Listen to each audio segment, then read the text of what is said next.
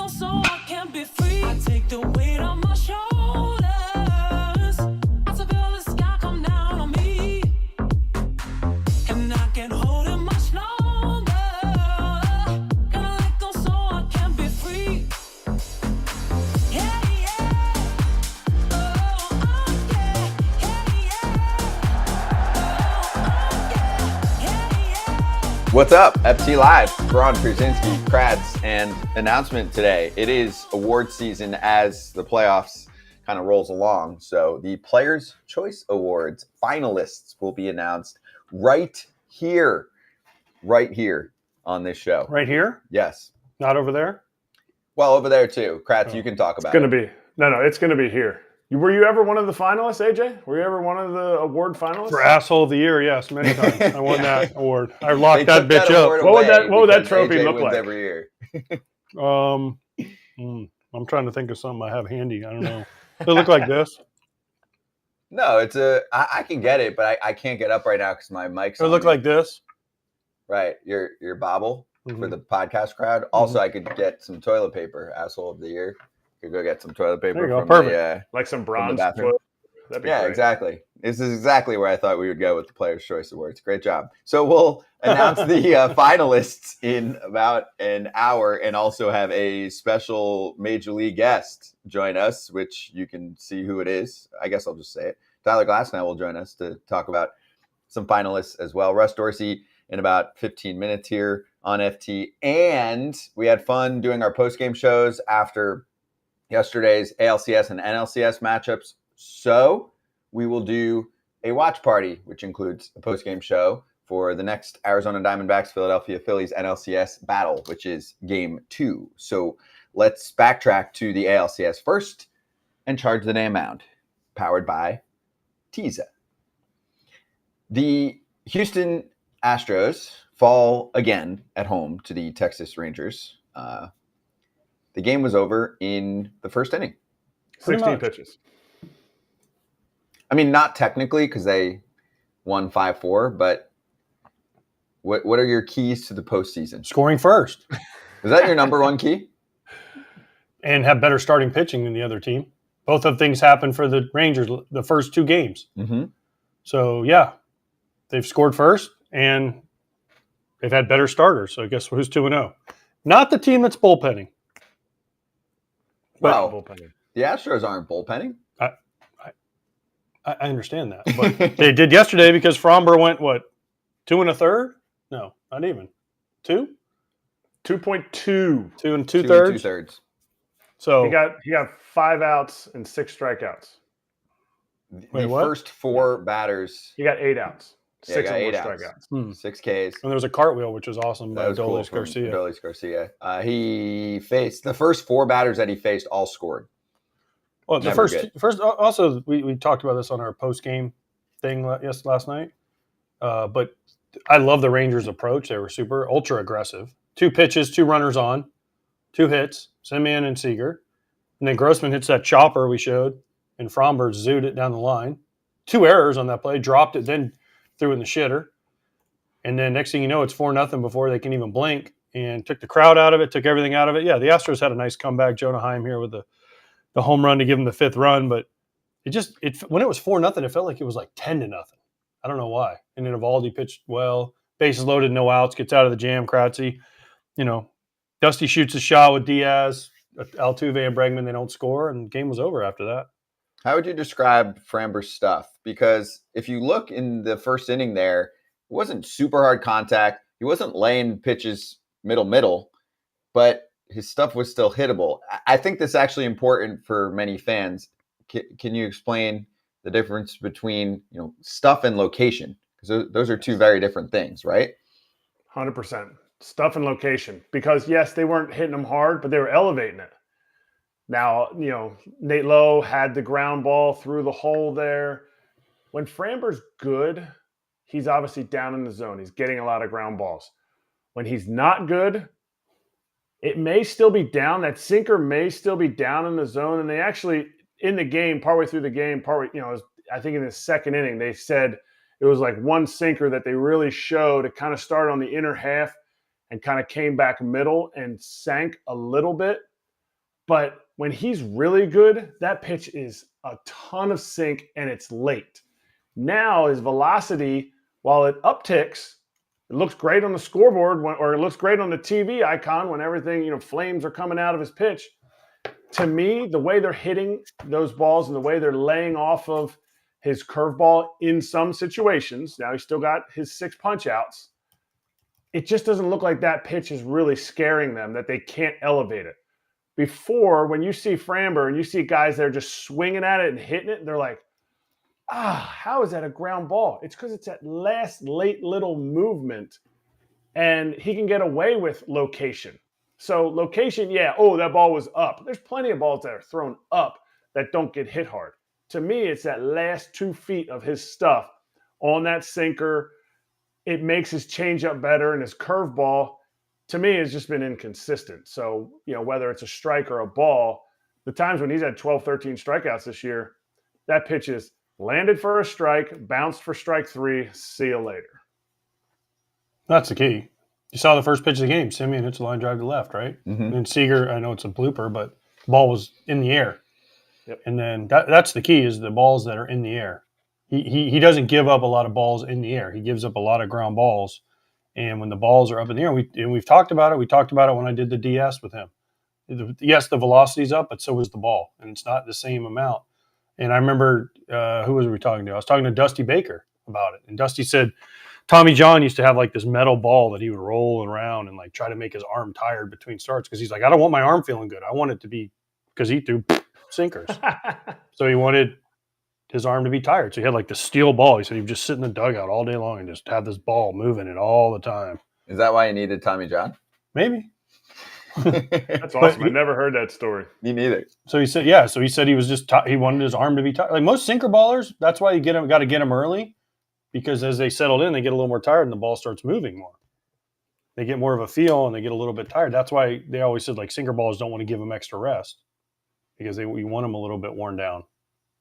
But what do I know? That's crazy. It's like, I don't want to be fresh. So maybe a long layoff is not good for everyone. But that's like, to me, that's the difference between what AJ's talking about there is the difference between analytics and the feel of the game. They're both the same thing. If an analytic person heard what you said and be like, what? It's going to be tired? Is velocity down? Whatever. But then you take it from an analytics standpoint and you say, oh, well, wait a minute. If his spin is decreased on his sinker, what's that going to make the ball do? Move more. So they're talking about the same thing. Analytic people are putting numbers on the exact same thing that Tommy John's talking about with the heavy steel ball, trying to get his arm more tired so that when it comes off of his fingers, that spin is decreased, making the ball sink more. Are the Astros done? No. They're down 2-0. They're heading to I don't care. spooky Arlington. They have to take a 3-hour drive. You ever see a 2019 World Series, kid? They did. You ever see how many runs they scored? Globe Life? Yeah. There's a lot of sarcasm there. I mean, in 2019, they lost the first 2 games of the Nats at home, won the next 3, and then lost the next 2 at home. Is there any team that gives less of a fuck about going on the road at this point? No, because they've been through it all. That's with the trash can stuff and all the fans and the booing and the way they've been treated. The Astros don't care. And they got their guy, man. I will say it again. I said it when they played the Twins. They went down 1. They were 1-1. Everyone's like, oh, no, they're going to Minnesota. The atmosphere is going to be crazy. Christian Javier, 9 punchies, 5 scoreless. Next day, Urquidy, 6 scoreless, whatever it was. Or he gave up 1 run. I think he gave up a home run. But other than that, it was like, these dudes don't care, man. That's why they play better on the road, because they just don't care. They're just so used to it. Oh, no. And their manager has their back, too. Yeah. Which makes you have a way less tight culo. I was just thinking, oh, no, they're going to Minnesota, and they're going to count down the pitch clock for them so they don't have to look at it. Hey, we're going to help you out up here. We're the Youpers, and we're going to make sure that old Christian Javier gets all the pitches in time, because we don't want to see him taking that out of his bag. Also, apparently Yordan Alvarez was quite ill, and he insisted on playing, so that worked out. So apparently couldn't hold down food, bad headaches, couldn't sleep. They were like, "Are you sure?" And he was like, "Yeah, I'm good." And then, he homered twice, so he was fine. Monster. He's a monster. I mean, he had a bad game one. Yes. And came back with a vengeance game two. The problem is the Astros hit solo homers. There was nobody on base. They couldn't get that. They couldn't get the one with the guys on base, and that's why, again, the Astros are down 2-0 because of their lack of hitting with guys on base. I mean, that's it. Base loaded, no outs. You got Diaz, Altuve, Bregman. You're thinking, man, we might not just score one. We might score 4 or 5 here and take the lead. And Eovaldi gave them 0. Many managers would have taken out Nathan Eovaldi, bottom of the 5th, bases loaded, no outs. Period. Many. How many? Just quick, top of your head. Out of 30, how many teams? I don't want to say manager because most of the time it's the team that's making a decision like this in this scenario. How many teams removed Nathan Eovaldi at that point? 25. Because in my head I thought of 4, and so I know I'm missing somebody. What are the 4 that wouldn't have? Texas and Houston are 2. The only 2 I could think of off the top of my head. Gabe Kapler, wherever he manages next year. No, he would have taken him out. Kidding. Just kidding. I'm trying to think of the 2 people that wouldn't have taken him out right there. Council would not have taken out his. I'm thinking apples to apples. He's got his horse. He's got his guy on the mound. That's the guy he wants to go with. True, yeah. I don't think Topper would have taken Wheeler out, which we'll discuss later because he took him out with 81 pitches. But that's a different discussion. And I don't think Snicker would. Snicker, it depends who it is. I'm saying apples to apples. Strider's on the mound. I don't think he's taking him out there. Yeah. 4-run lead? Yeah. Those are probably the 4 that Well, I'm sorry, 3-run lead at that point. What do those 4 guys all have in common? They don't listen to their Well, no, they listen, but they are all veteran guys. They all trust their players. They all love starting pitching. They trust their jobs too, or at least they don't care if they lose them. Also, another great point. Dusty, this probably is Dusty's last year. I don't know that for a fact, but there's been hints at it, right? Mm-hmm. Everyone thought it was going to be last year, and he came back for one more. He's like, screw it, this is fun. I won. Yeah, he's like, I won. Oh shit, let's try this again. This seems pretty good. Let's do it again. Bochy's not going anywhere. No. Right? Topper's not going anywhere at the 2 runs he's had. Craig Counsell's, that's a whole different story. But what he wants to do, yeah. Yeah, exactly. And then Snicker, he's not going anywhere. I mean, people love him. I played for him. He's great. I mean, he won a World Series, first one in forever. I feel like you're leaving some managers out. Like, what about Dave Roberts? No, not Dave Roberts. Gabe Kapler? This was Kevin Cash? Bud Black. Stop it. First of all, stop. Stop. Don't do that. Don't do that to Bud Black. Yeah, why? AJ Hinch. Just bring up managers of teams that aren't. They would have all brought him out. Yeah. They would all had him out. I know. I mean, we know the Blue Jays would have. Barrios didn't even give up a hit, and he gone. AJ Hinch would be a fringe guy for me. I think he would. Hinch in the playoffs. No, he's gone that way before. He's done it before. For me, but watching him with the Astros, he's taken guys out before. But you can't fault a guy for taking, like, he had given up the home run to Bregman the inning before, and now it's bases loaded. I think a lot of managers are thinking about taking him out. I'm sure Bochy thought about it. Boch gets a ton of credit for not taking him out, and now it builds on that. Like, other starters see that, other pitchers see that. Oh, he's got my back. He's not going to bail me out of this. I got to bail myself out. How about in the DS with Dusty? Who was it? Urquidy got in trouble, or was it Javier? One of them. No, Urquidy gave up the home run to Julian, the opposite field homer. Yeah, but then there was another opportunity where it was like second and third or something, 1 out, and it was like close game, and like the fourth inning or 5th inning, whatever it was, and there was Javier.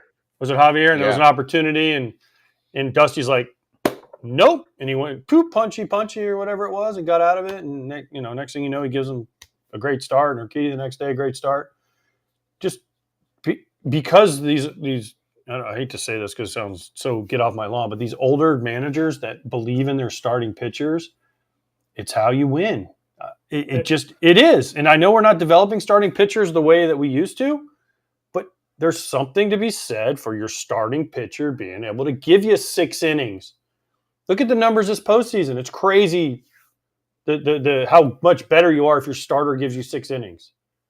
How come we can't go back to that? It makes your bullpen better too, and that's the key also for the Rangers. I would say the most surprising part of the Rangers this postseason has been their bullpen because it was bad during the year. High 4s ERA, more blown saves than saves. More blown saves than saves. They're I 2 wins believe from that's the the World only Series. team to ever make it to the postseason with that mark.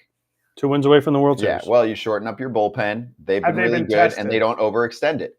Have they been tested yet? Yes. Last night they were tested. The bullpen. Yeah. Last night they were tested. They were tested in last Baltimore. night.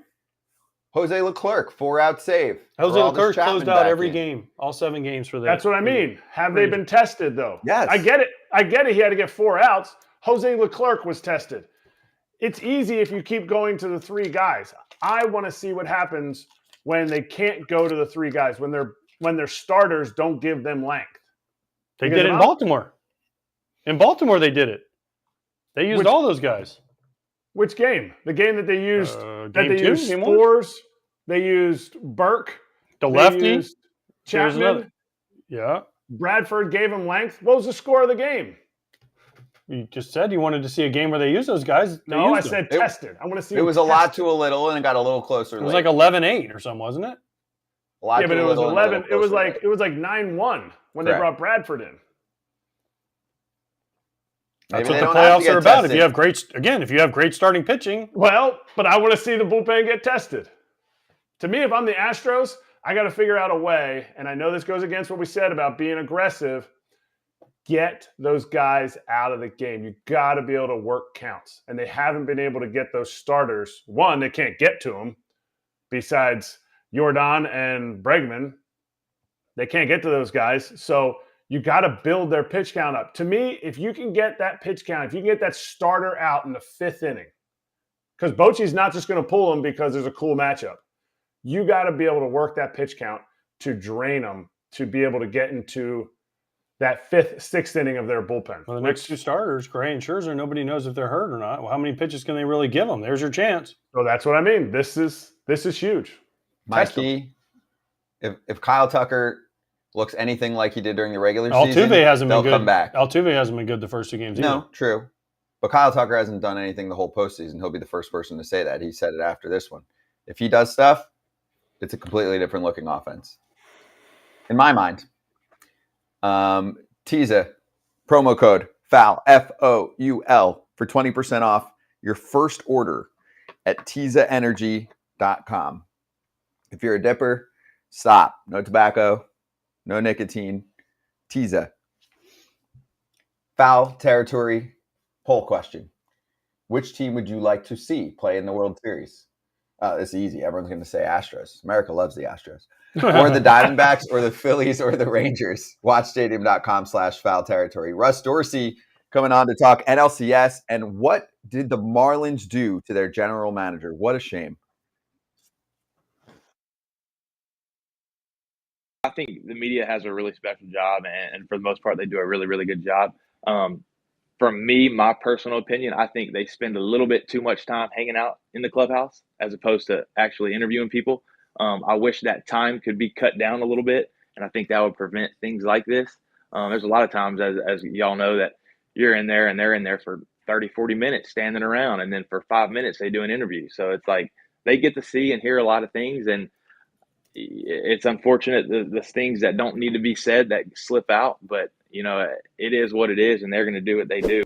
How dumb were the Seattle Mariners to trade Paul Sewald to you guys? Because not only is he closing games for you guys, he lengthens out your bullpen. I mean, I talked about that one a lot when it occurred. It's not why the Mariners didn't make it as far as they did. There's other reasons there, of course. But for me, I just thought that trade at the time was shocking, frankly, for a guy that's not even a free agent after this season, for the Diamondbacks to pick him up.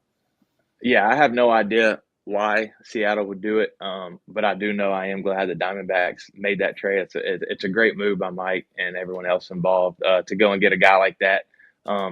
Obviously, we have Kinkle there, and he's coming in that 8th inning, and he's throwing multiple if we need, and he's pretty special. His slider's pretty almost unhittable, and then to have Sewald in the back just really did lengthen it out, and he's a special guy. He's a guy who's done it for a long time. He's a guy that when he's got the ball in his hand, you got a good chance that that you're probably going to win this game. And he goes out there and competes every single day. He prepares every single day. He's a professional. He's a guy that just kind of leads by the way he shows up and his presence. So he's a special guy to have, and we're happy to have him. And now back to foul territory.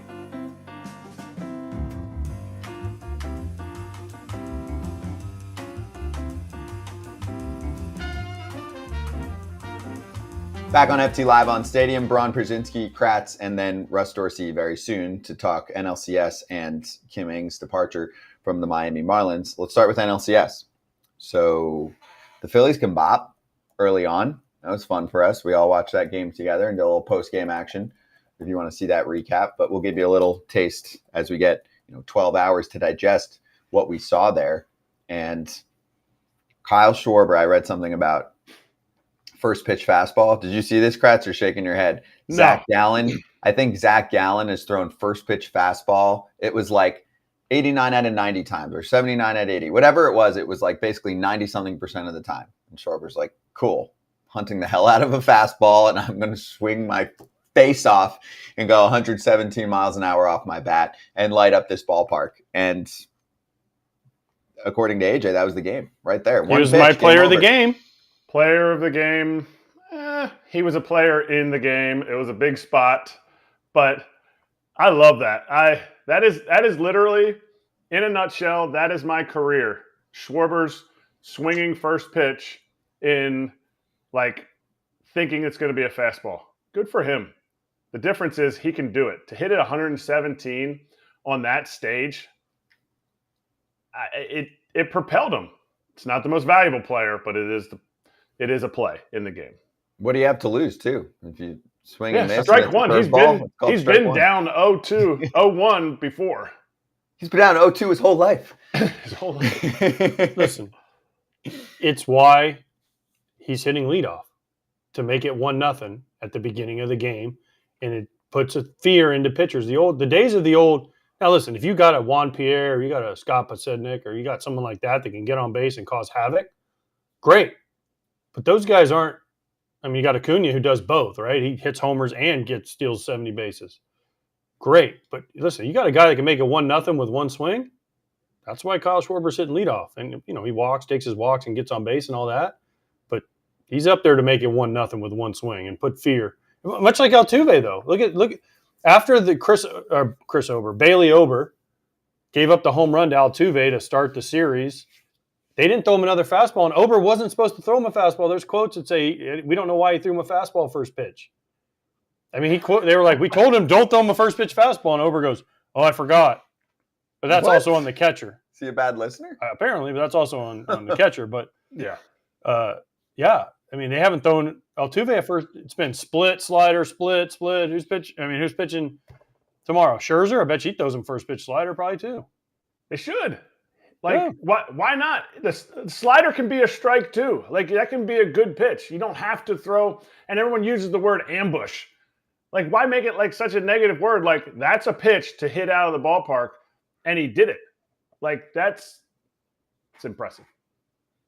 Stadium's Russ Dorsey swinging by. Russ, what's going on, dude? First off, NLCS, Phillies jump out. Some homers. Happy birthday, Bryce. We showed the Schwarber situation. Also, not to mention, the hottest power hitter on the planet is actually Nick Castellanos. So your thoughts on game one, and looking big picture, do you think the Diamondbacks have a chance, I'm not even going to say to win this series, to make noise in this series? Is there a chance this goes 6 or 7 in your mind, or are you so strong on Philly out-talenting them?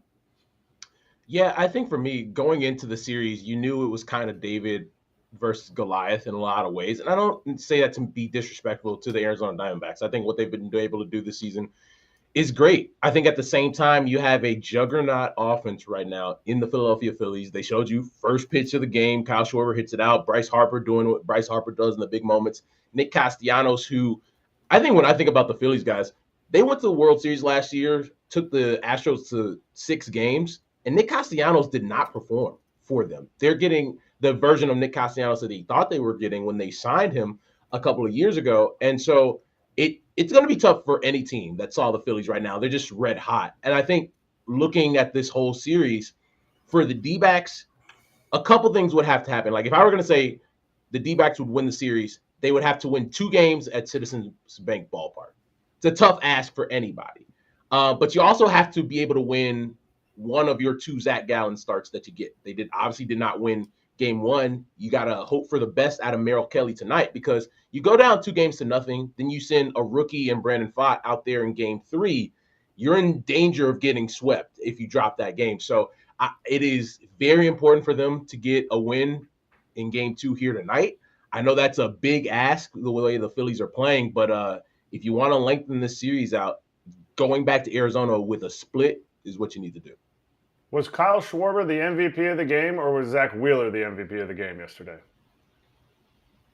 I'd say it's Wheeler, right? Like, obviously, you want to be able to get out in front really early, get a lot of offense. And yes, it makes you, as a starting pitcher, feel a lot better when you have that run support. But there's something about Zach Wheeler, similar to Bryce Harper, when you get in those big moments, when you get into the postseason, when all the pressure is the highest, that he seems to rise to the occasion. And what he was able to do in Atlanta against the Atlanta Braves and, his hometown ballpark, then to be able to, in your game 1 in the NLCS, be able to pitch like he did against the D-backs that have been playing very well, very similar to the Phillies, and they've been hitting the ball at the ballpark. Like, going into that game yesterday, they were tied with the Phillies for most homers this postseason.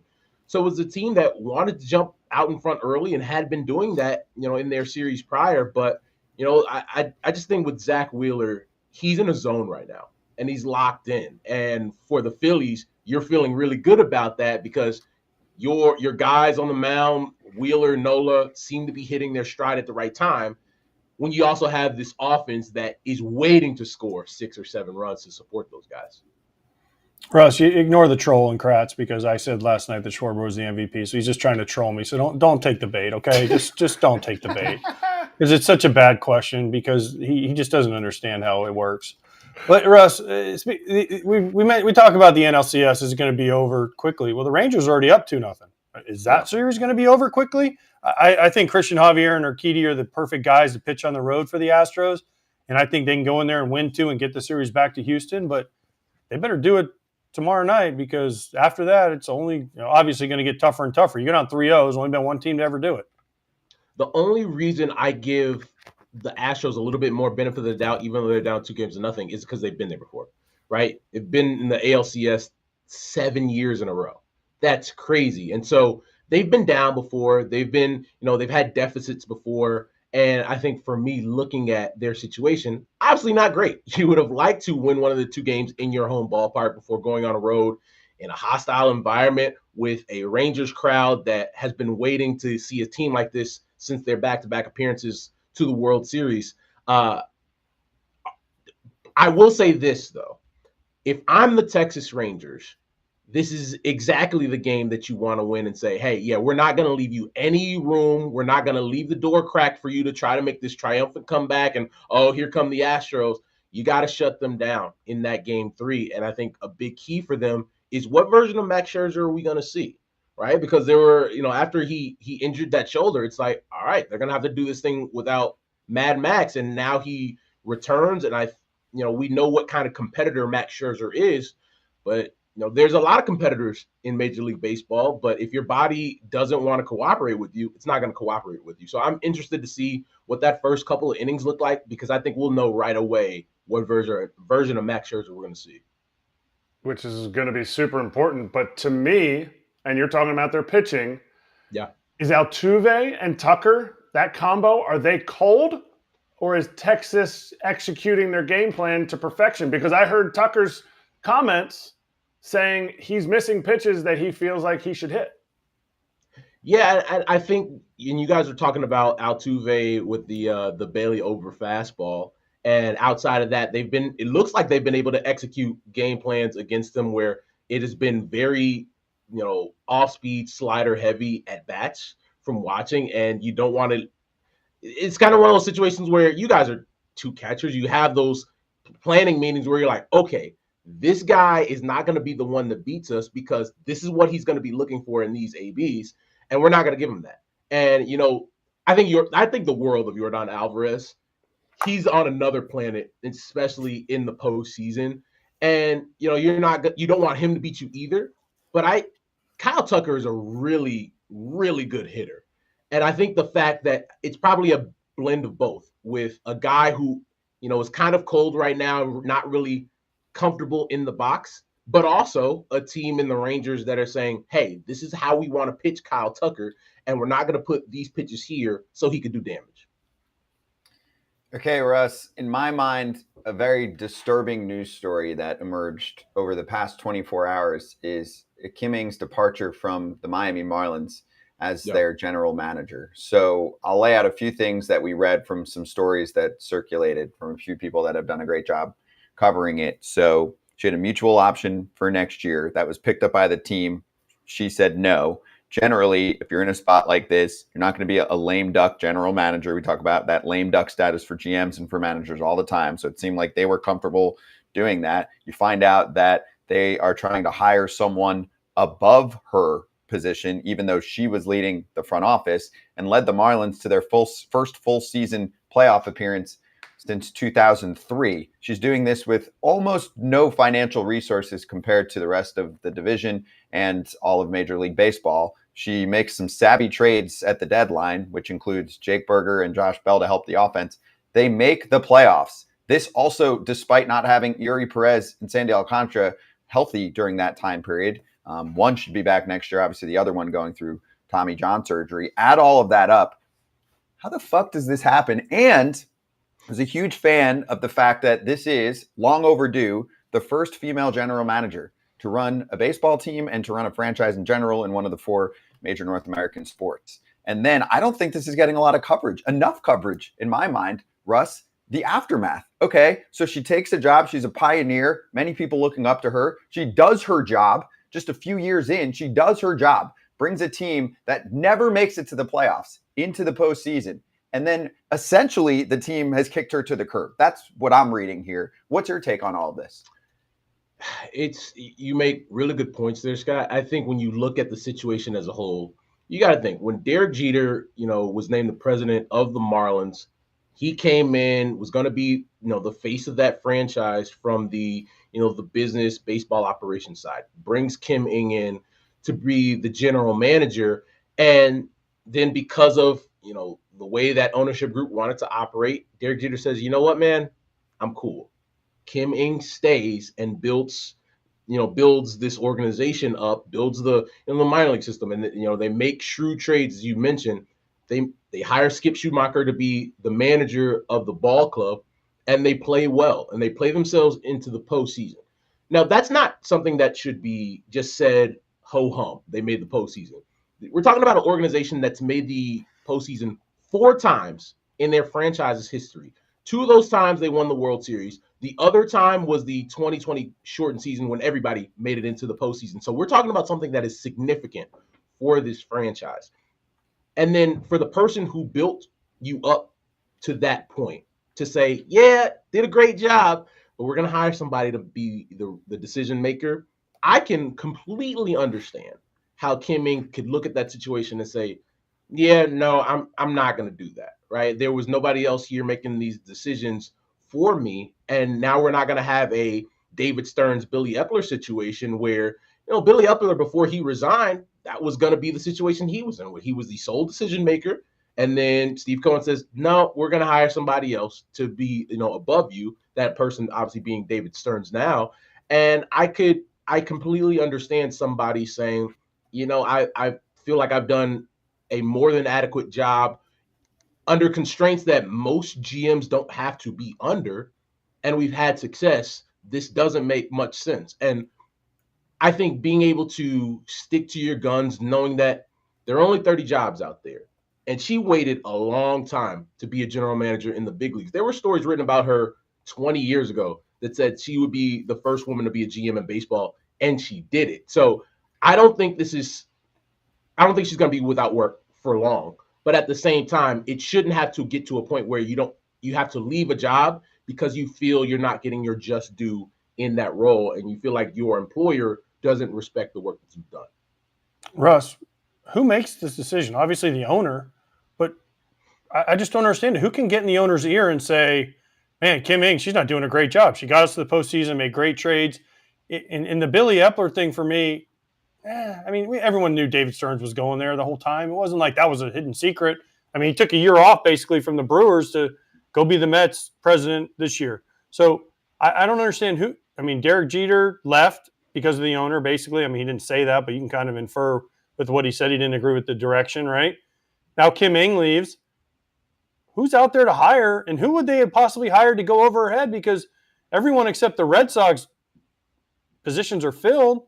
So who would they even hire to go over her head that everyone's reporting now? I don't have the answer to that one, AJ. The only thing I know as far as who makes that decision, it comes from that ownership group themselves. And I think you know a similar situation here in the city of Chicago where it's like, bring Kim home, bring Kim home, bring Kim home to run the front office. I think you have a situation sometimes with a lot of these ownership groups where it's like, sure, at the end of the day, I'm going to bring in all these people to help us make these decisions, but I own the team. And so I'm going to make the decisions.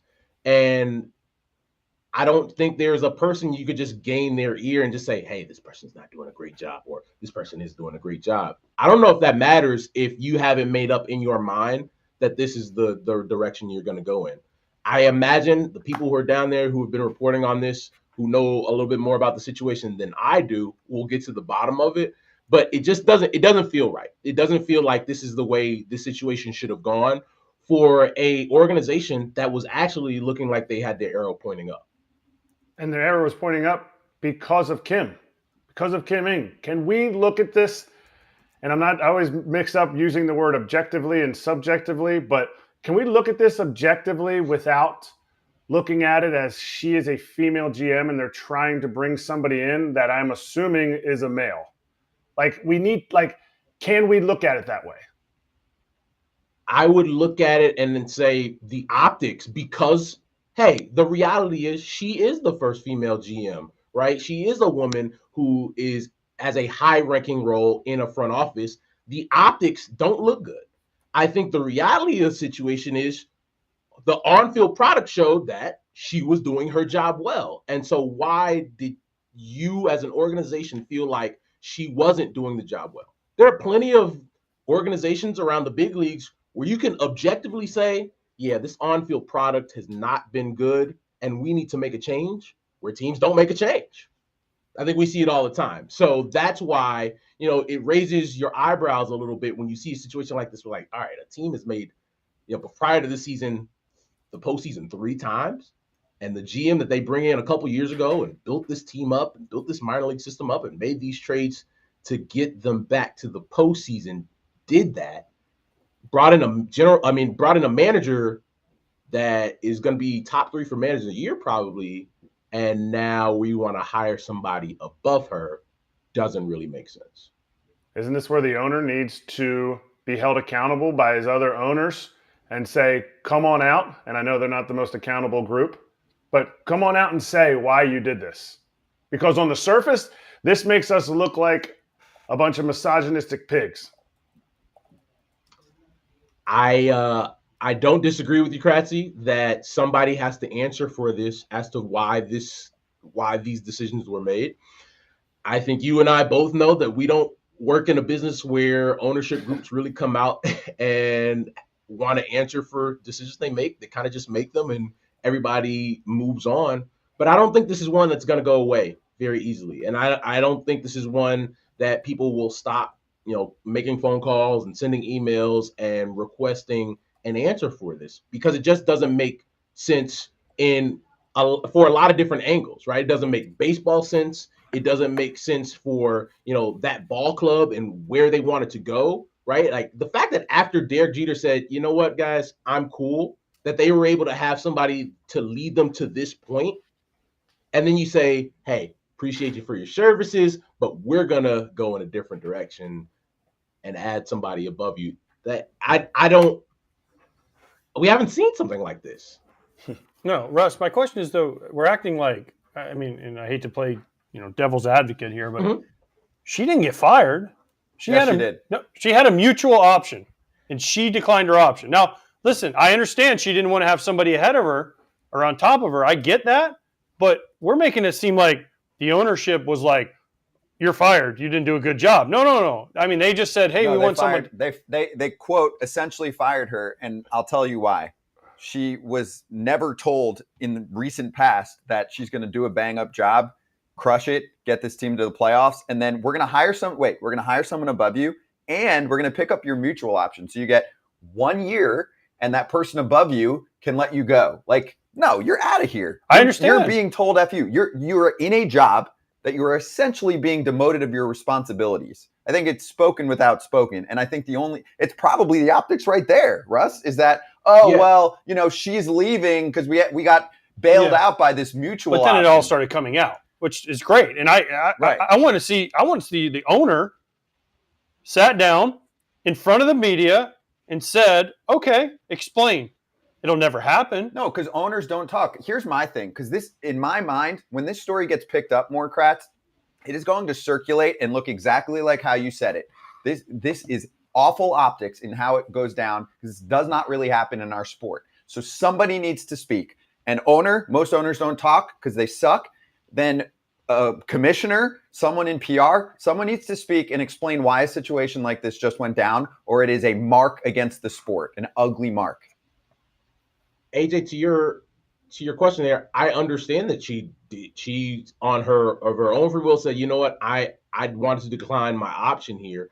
At the same time, if you're going to have your legs cut off from underneath you, where it feels like, well, my voice doesn't matter anymore. After it did all this, you could have done this for a long time. After Derek Jeter left, you could have hired somebody to be the president of baseball operations, but you didn't. And Kim Ng was the person that had to lead the charge in baseball operations and got you to a place where people looked at your ball club differently. And that's the part for me. Like, people looked at the Marlins like, it's the Marlins. But now you got to the point where, like, no, the Marlins are a playoff team. The Marlins have some dudes. The Marlins could be a team to be reckoned with in a division that is very tough to compete in. And they played good baseball. And now, after the season that you had with a manager that's brand new, that you feel really good about, this is how people are going to remember your season. And it's unfortunate for the people in that organization that got it to this point. But at the end of the day, this is the situation that they find themselves in. So no, she didn't get fired technically, but she definitely was about to get her legs cut off from underneath her if somebody else was going to have to come and be, her boss. And my thing is, teams do dumb shit all the time. And, the world doesn't care about the Marlins. The world cares about the optics, again, of the first female general manager taking over a role, succeeding, thriving with limited resources, and then being demoted for it. That is fucking awful. Can't wait to hear more from somebody about this. Somebody with position of power. Russ, thanks, dude. Enjoy the games. Thanks, guys. Cheers. Be right back on FT Live.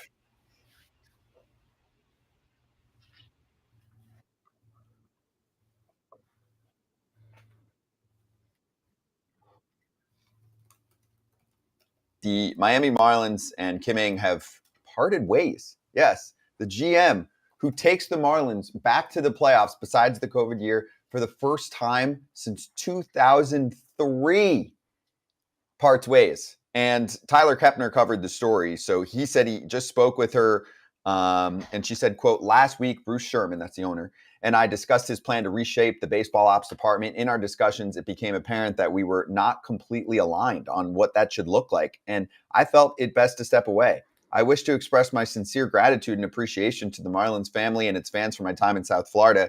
This year was a great step forward for the organization, and I will miss working with Skip and his coaches, as well as all of the dedicated staff in baseball ops and throughout the front office. They are a very talented group, and I wish them great success in the future. What the fuck? What happened? She just led them to a freaking playoff appearance. This is the first female general manager in baseball. What are the Marlins doing? I'm throwing her the bag and I'm figuring it out. Like, are they saying Wayne Huizinga it and fire sale the team apart after making the playoffs? Kratz, explain this to me. You make the playoffs for the first full year in 20 years, and you and the owner can't get on the same page?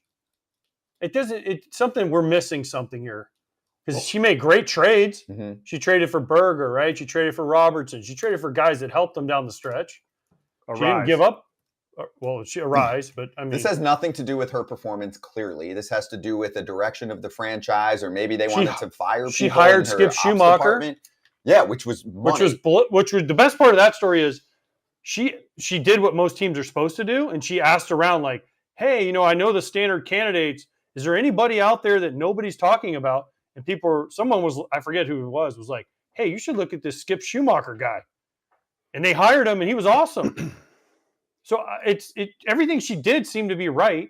I don't know of anyone that's ever said a bad word about Kim.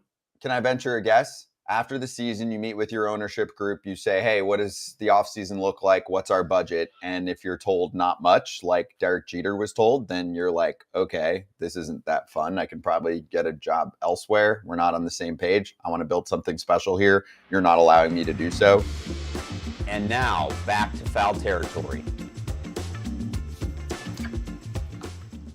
All right, let's run through our picks for the night, and then we'll spend some time on Trevor May's exquisite retirement announcement. So your BetMGM locks include the FT heater because it is Tuesday. So if you hop into the BetMGM Sportsbook app on iOS or Android or on betmgm.com, then boom, plus 200 turns into plus 250 if you think the Phillies are going to win and Trey Turner is going to get 2+ total bases. What does that mean?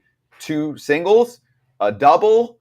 There are ways for Trey, obviously a triple or a homer, to accomplish this, and for the Phillies to pull off a dub to up you to plus 250. It's pretty good looking odds. So your BetMGM Monday locks, we backtrack. I just went simple with Texas money line. They hit. You were close, AJ. Adolis got your knock for you quick. Yeah, first inning. Just didn't get the runs, but you were close. I mean, you got hooked. 9 runs. And Kratz, they won 5-3. You're good. And I got gypped again. I should be 500. I should be up to 2,800. It's okay. Don't worry about it. I'm fine. All right. Fixes will be made today. I promise you. Kratz nailed it, though. Phillies hit their run line. So did I. No, you did not. Oh. And let's go over our locks for Tuesday. Mine is quite simple. I'm riding with the people. FT heater, Trey, 2+ total bases, and the Phillies to win. Kratz, what do you got? Trey Turner getting a walk against Merrill Kelly, plus 260. He's done it 3 times already in his career, and he's hitting 429 against him in his career. So Merrill doesn't want the whole Trey Turner experience. Okay. Problem is, you got Harper in behind him. Yeah, I don't love Kratz's. I don't love your lock today. I don't love it. Just better numbers. Right. Better numbers against against Harper than he has against Trey. So yeah, well, we're all in the same game. Obviously, there's only one game. Moreno, I'm doing the same game parlay. Moreno, 1 hit. Turner and Harper, 1 total base each, and that gets me to plus 200. So you need hits from Moreno, Harper, and Turner. That's pretty much it. Okay. Yep. Cool. Fair. Hopefully that hits, or I'm going to have someone's head. No. Stop it. You were hot. You were hot in the playoffs, though. I was hot, and then I fell off. But it happens. We're going to turn it around. Turn it around today. There's your locks. Look at us all in the plus 200s. Okay, going bold for this one game. Foul 200 is the bonus code for Bet 10. Get 200 instantly when you place your first BetMGM Sportsbook wager through the BetMGM Sportsbook app of at least $10. You'll receive $200 instantly in additional winnings, regardless of your wager's outcome. Gambling problem or concern? Call 1-800-GAMBLER. Good luck on your bets tonight in the only game. And join us if you want to do a little watch party action on FT YouTube. We'll talk Trevor May and his favorite owner in baseball next. Yeah, we're going to ask you the hardest question you're going to have to answer. Have you thought about Shohei Ohtani being in your lineup next year? No. That's such a lie, because it's kind of creeped in there a little bit. You're like, man, I might not hit 4th now. I might have to go to like 6 next year. Yeah. Imagine how many fastballs you'll get at 6. No, that thought will definitely creep in at some point. It hasn't gotten there yet. Still, it's still. I think it's because we're still in LA and we haven't gone back home yet. It's still kind of like, oh, the season's not really over, even though it is over. You guys know how it is when you get to that time of year, you're kind of like, oh man, and you're talking about with your kids.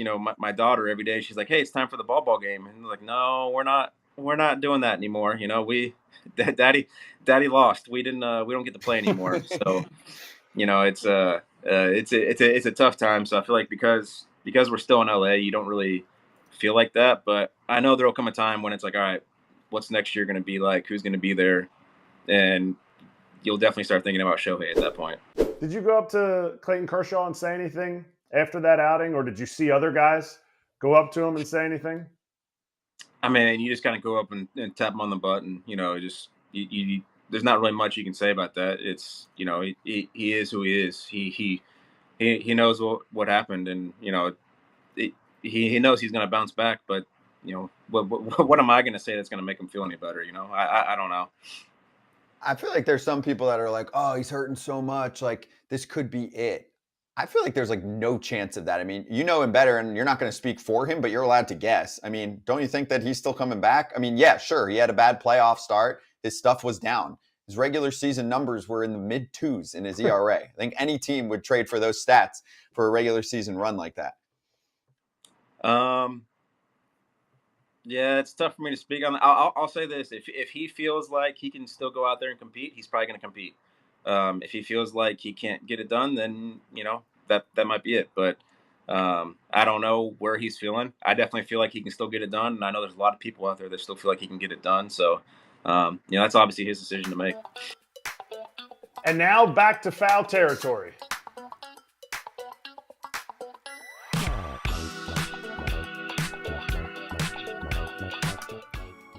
Congratulations to recent foul territory guest Trevor May on his retirement. And, he had a nice run, great career, made some dough, made an impact, and he is going to continue to make an impact with his words because he's pretty opinionated and he's pretty funny. And he just played on the Oakland A's, which has probably the #1 trash owner in all of sports. He doesn't talk, he just does damage. And here's Trevor May on John Fisher now that he can finally tell it like it fucking is. Sell the team, dude. I tried to get a sell shirt. It didn't get here fast enough. Sell it, man. Let someone who actually takes pride in the things they own something. There's actually people who give a shit about the game. Let them do it. Take mommy and daddy's money somewhere else, dork. And also, if you're gonna just be a greedy fuck, own it. There's nothing weaker than being afraid of cameras. So that's one thing I really struggled with this year, was not just eviscerating that guy. Do what you're gonna do, bro. You're whatever. You're a billionaire. They exist. You guys have all this power. You shouldn't have any because you haven't earned any of it. But anyway, whatever. It is what it is. Reality is you got handed everything you have, and now you're too soft to sit and stand in front or take any responsibility for anything you're doing. Yeah, whatever. Oakland is Oakland. You can make all the cases. Oh, it's not a great city. Blah, blah, blah, blah, blah, blah, blah, blah, blah, blah. But you're putting hundreds, if not thousands, of people out of work that have worked somewhere for decades, and you haven't acknowledged that at all. So. But Trevor, how do you really feel about Oakland A's owner John Fisher? Also, you're going to love foul territory. Yeah, but what? Okay, I'm not arguing with what he said. It's just the time. Why didn't he say this when he was playing there? Why do you wait? He was playing there and he's on the team. Most players don't destroy an owner. But he's like, well, I really struggled with this, but now that I'm retired, screw you. You're a dork. Like, dude. Say it. How would that go if he was on the team at that time? He could have got traded maybe to a contender. I don't know. But it just, I don't know. It comes across, and listen, we've on this show have obliterated John Fisher left and right. The sell shirts and my sell shirts right over there, I still have it, and all these things, right? But if this is how you feel and you know you're going out, what? It means more. And listen, I'm glad Trevor May said this as a former player and someone that's been in Oakland and done all this. But it just means more if he would have said this while he was still playing. To me, now I could be way wrong on this, but I feel like if you're an active player and you say this to your owner, to the media, it's going to get more coverage than on your. Now it's almost like he's just trying to get clicks on his podcast. Like, look at me, I'm so tough that I think he was just answering. It looked like a question or comment. I mean, that's fine. I get what you're saying. If you're a current player on the A's this year, like he was the perfect guy. Yes, because he apparently knew he was done at the end of the year. Because did he know? I mean, he made this decision pretty quick after the season. He made this decision pretty quick after the season. I'm not defending him. I completely agree, Kratz. If he would have said it during the year, it would have gotten a lot of coverage. Also, when you say stuff during the playoffs, most things just get kind of swept under the rug because the playoffs is the focus. Well, he's not trying to sweep it under the rug. I think he clearly wanted this to come out the way he did it and was probably planning it during the year.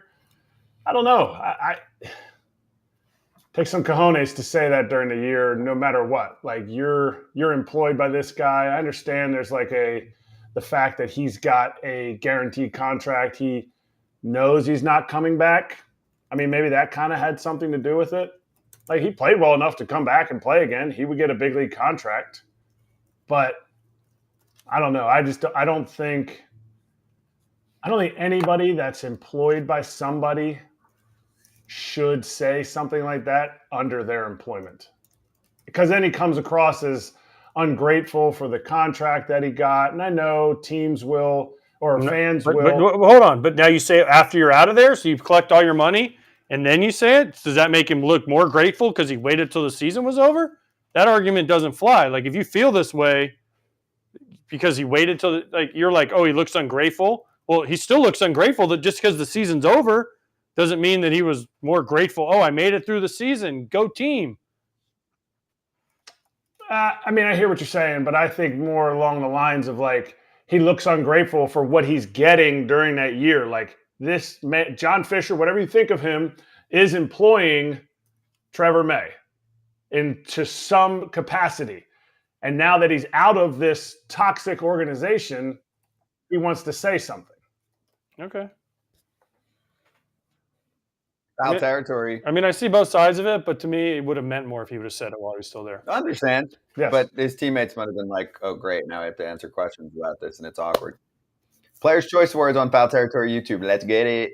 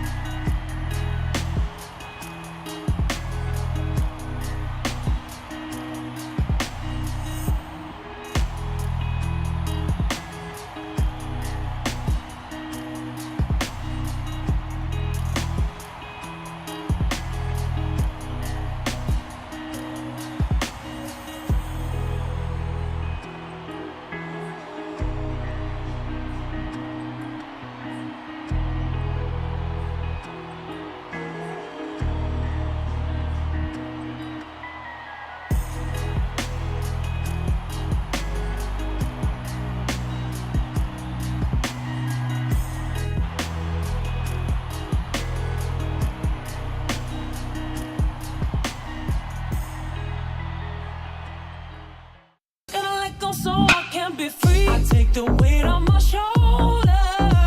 I feel the sky come down on me, and I can't hold it much longer.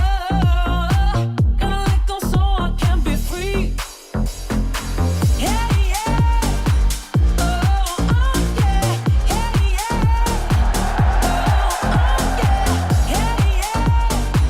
Oh, yeah. It's Foul Territory. Scotty Braun, AJ Pierzynski, and Erik Kratz announcing the Players' Choice Awards finalists. And we begin with the Rookie of the Year in the American League and in the National League. We'll run through each of these and we will discuss the finalists. Those finalists will be announced, one of them as winners, coming up in a few weeks. So, Rookie of the Year, let's go.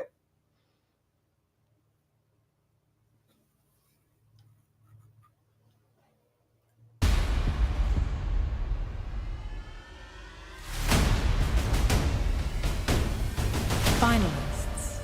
Outstanding Rookie, American League. High deep drive. That one headed way up there, and that ball should be gone. It is. Tristan Casas with number 24. Oh, boy. 3-2 gunner. High in the air to right field. Look out below. It's at 462 feet. And that's hit hard. Out to center. Carrying well. Duvall is back. It's gone! Josh Young!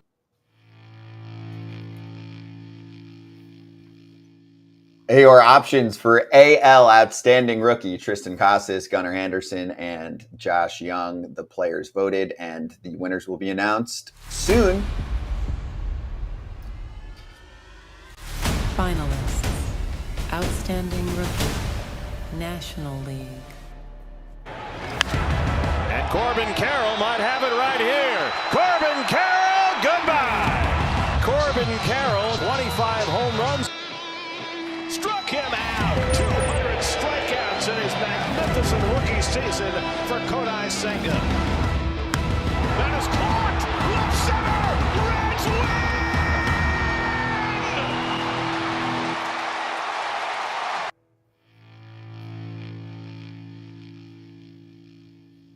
Corbin Carroll, Kodai Senga, and Spencer Steer, your NL Outstanding Rookie candidates. Okay. So let's chat. Let's do it. What are we chatting? Which one? I'll give you a number of directions that you can go. You can point out some dudes. You can debate winners. And you can go AL or NL. Kratz is smiling, so you start. I'll take the National League because that's hands down easy. Corbin Carroll. And the fact that these are the 3 finalists, the 3 that were voted by the players, these are the real awards. As we go through all these awards, all these finalists, just understand that these year in and year out are the ones that the players are like, dude, this guy was ridiculous to play against. And I've been trying to bang the Spencer Steer drum since the All-Star game when I thought he should have been an All-Star. And Kodai Senga, he did everything. I think there's just a little notch down because he's not like young in the professional ranks. But Corbin Carroll, what he's done for the Diamondbacks in the playoffs so far, 25-50, ridiculous. Should be every first place vote. Wow. Every first place vote. For Corbin Carroll? Senga, listen, I know Senga deserves a little bit of votes here. Yeah, he deserves a lot of votes, a lot of second place votes. Okay, that's fine. No, Corbin Carroll should win this award. But Senga, listen, from what I talked to guys, that Ghost Fork was legit. That's right. But Corbin Carroll, in my mind, he's MVP candidate at some point. No, I agree. He's probably going to win some. He's got a chance to win get some votes MVP. there. Absolutely. So, yeah, and at some point he's an MVP candidate at least. I want to talk about the AL though a little bit. Gunnar Henderson, Josh Young, Tristan Casas. Is there 3 better choices than these 3? I mean, talk about nailing it. These 3 guys have been unbelievable. Tristan Casas was top 10 in the OPS for most of the year, at the end of the year, right? Josh Young, if he doesn't get hurt, he hits 30 and probably drives in 100. He probably wins it if he doesn't get hurt, am I right? It's close. He's got a chance. Gunnar Henderson's got all the hype and all the accolades because he played for a team that led the league in wins and played shortstop, a high-value defensive position. But, man, listen, Gunnar Henderson's going to win this award, but the other 2 guys, check them out. If you haven't looked at their numbers, especially Tristan Casas and what he did in the second half of the year, these are 3 guys that we talked about MVP. All 3 of these guys have a chance in the future to be in the MVP discussion because of the numbers they put up their rookie year. I think these 3 guys, the way I look at them, I say, yes, the players got it right, that these are the 3 guys. And yes, if the season was a different length, different person would win it. If this season was 200 games long, the way Tristan Casas was going from, I forget what game it was, like the 36th game of the season till now, he may overtake Gunnar Henderson. And at Josh Young, never gotten hurt, so his season was only like 120-some games long. Gunnar Henderson never gets into the position. Not taking anything away from Gunnar Henderson.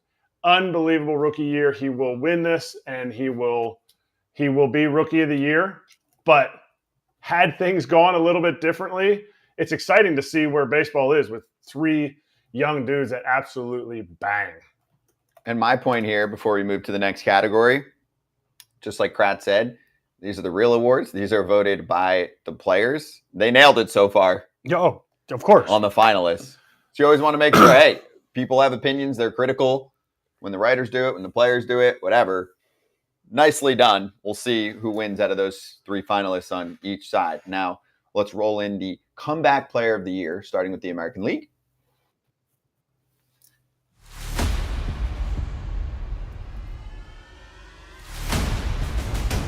Finalists. Comeback Player, American League. That's a fastball called strike 3, and Tyler Glasnow finishes with 6 straight strikeouts and ties his career high with 14. Braun trying to push him across that first strikeout. 3-2. There it is. Save that baseball. He drills one deep in the air to right field. Ryan O'Hearn has tied the score. Who's the comeback player of the year in the American League? Tyler Glasnow coming on strong after the Tommy John surgery. Liam Hendriks or Ryan O'Hearn is a great story for the Baltimore Orioles. National League side of this award.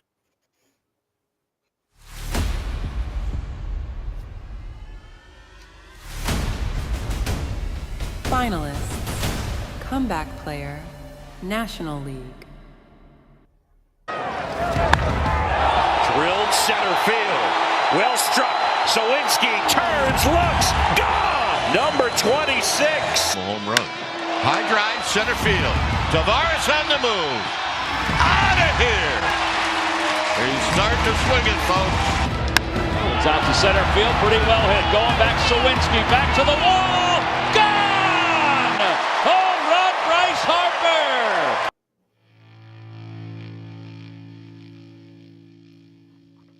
Cody Bellinger, Michael Conforto, or Bryce Harper on the National League Comeback Player of the Year side.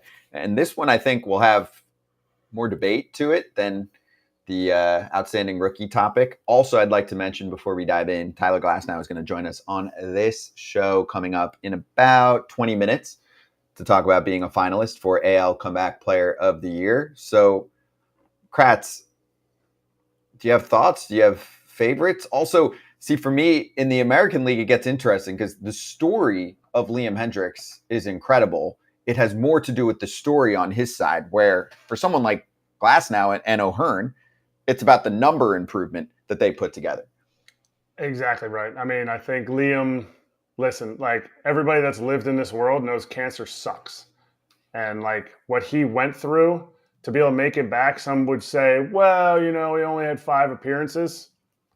There's a lot of people that don't make it back from cancer. So I feel like when you're talking about comeback player, like this kind of pales, baseball even pales in comparison to anything. So I think I feel like this one's a slam dunk, not taking anything away from people who come back from Tommy John surgery or Ryan O'Hearn coming, he started the season in the minor leagues. Like that's a great story, but I feel like Liam's slam dunk on this one here. Bold prediction, when we bring on Tyler Glasnow, he's going to say Liam deserves the award. Well, okay. So I'm not here to, obviously, what Liam went through was amazing. And he came back and he pitched and all that. Now he has to have Tommy John, which is awful. Mm-hmm. Okay. For me, the comeback player is a guy that missed like significant time. Mm-hmm. Right. And Liam, he missed some time, obviously. But for me, the comeback is like you were out last year and now you're back. Okay? To me, the guy that fits that is Glasnow. And I know we're having him on, but it's all about how you think about comeback player of the year. Like, obviously, Liam came back from cancer. Okay, it can't beat that. But it was also during the season. It wasn't like he missed time. He missed like a year or two, and then he came back. I mean, obviously awful, so happy he's back. I don't want people to misconstrue what I'm saying, okay, because I know how people are. But Glasnow missed all of last year, right? Came back and was really the Rays ace at the end, pitch game 1, the whole deal, okay? Ryan O'Hearn, I mean, he played last year. He was just in the minor leagues. He had a great year. But to me, like... Yeah, but some people might look at it as the numbers improvement. And I agree. Okay, again, I'm not... But what I'm saying, to me, it's all about how you think about the award, right? If you say comeback, well, what are you coming back from? Getting demoted? That happens to a lot of people, okay? He figured something out. He switched organizations. They unlocked something. Awesome for Ryan O'Hearn. Love the guy. Great guy, right? Liam Hendriks, cancer. Missed the first, 2 months or so, month and a half of this year because of it. Recovered, back pitching. Awesome, right? But Glasnow missed the whole year last year and came back. So that's why it just depends on it. Listen, who's going to win? Probably Liam Hendriks. But it all, again, goes by the wording. And the same thing in the National League. Bryce Harper, He played last year in the World Series. In the World Series. All right? I mean, Cody Bellinger played last year. He just didn't play very well. So what did he come back from? Being shitty? So I know who's winning it for you in the NL. But Conforto chose not to play last year. I don't think any of them are good candidates. Well, he was hurt, Conforto. Yeah, but he had offers, and he's like, no, I'm going to take the year off. Yes. Yeah, but were the offers – so the offers were to play, or the offers were, hey, let's see how you do on rehab, and then you'll come back the next year? I don't know. But teams do that, though. They sign guys for 2 years. Yes. Knowing that they're hurt. Especially your pitchers was Tommy John. Yeah, I mean, Conforto was recovering last year. I know, but he had offers. Remember, everything you talked to, he had offers. The whole deal. I get what you're saying. So my question is, because you guys are players, right? If you were voting for this list, who would you pick? Which one? Out of the finalists for the National League. Conforto, I guess. Based on coming back from injury? Yeah. Okay. I mean, Harper. Your big thing is they missed time. Harper, okay, I got Harper was hurt, but he played in the World Series last year and was hitting bombs. Like, he hit a bomb to send him to the World Series last year. Cody Bellinger was on the Dodgers last year. He wasn't very good, but now he comes back, switches organizations. He's healthy. I know that. And Scott Boras has said, his front shoulder was messed up. He comes back, had an awesome year. He's going to get paid this offseason. But he came back from being not good. Right. It just depends how you. It depends on how you want to look at it. It's all about the wording, right? Yes. The small print, whatever you want to call it. There's guys on this list that if they kept doing what they were doing, they weren't going to be in the league anymore, and then they come back. That's Ryan O'Hearn. What a comeback! Okay, but that to me, like Bellinger, Harper, O'Hearn. That's more like Bellinger and O'Hearn. That's like most improved. Like they improved from last year. Comeback, I think of. Like AJ said, somebody misses the year. My mind goes to like Daniel Bard. Like that's a comeback story. You were out of the game. You're saying last year then for Daniel Bard when he came back? I think it was 2 years ago they came back. Didn't he come back in? He came back last year. Last year was his first year back? I think so. I get what you're saying. It's not. Anyway. My point is, it's not for this year. But yes, I get it. Correct. So I think like Cody, out of that list though from the National League, I would say I have to go with. It doesn't really even fit my criteria, so I guess Conforto. But on that list, he had probably depending on how devastating. If and this is where the players voting is so important to look at. Like if this dude's shoulder was shredded. And he came back from that and he couldn't play last year, yes, you got back on a big league field and you were a positive player. That is a comeback player of that list. Okay, fair. And also just to clarify for myself, Bart actually came back in 2020. Yeah, I was going to say, I since thought it was 2013. Yeah, time flies. He came back from the yips. All right, next award. The Curt Flood Award will be given to a former player, living or deceased, who, in the image of Flood, demonstrated a selfless, long-time devotion to the Players Association and advancement of players' rights. So there are your finalists, Phil Bradley and Scott Sanderson, who had a standout career at Vanderbilt, was picked in the 3rd round of the draft, and Phil Bradley, who played in the bigs for 8 seasons. So a little more information on those two there. And you can look through to learn more about those two. Also, Bradley was a volunteer assistant coach at the University of Missouri for their softball team. And he's currently a special assistant to the executive director over at the Players Association. All right. Better football player that I heard, though. Phil Bradley. Than baseball? It's a rumor. Every time I see Phil Bradley, he always wants to talk college football. Allegedly, he was a better college football player than he was a baseball player, but he made the right choice. Did he? Maybe he would have been a football star. Yeah, but now he's he's got a good gig. Yes. Now he's all right. Yeah, he's up there. Your outstanding player of the year. We have a AL list and an NL list. Candidates for AL outstanding player of the year.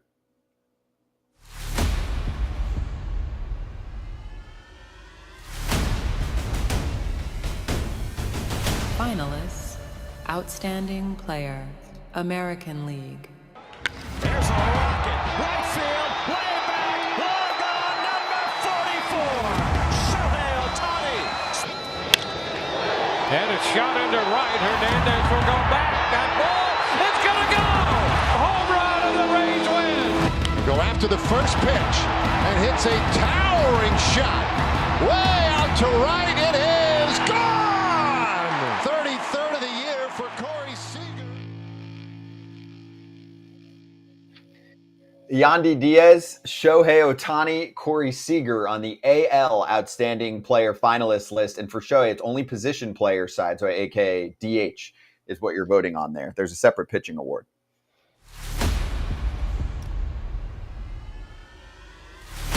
Finalists. Outstanding Player. National League. 3-2. There's a drive down the left field line towards the wall. Here comes something historic. It's a home run for Ronald Acuna, and it's home run number 40. To the bats, drills down the line. If it's fair, goodbye. Off the pole and tied at 1. Betts homers against San Diego again. Down the right field line.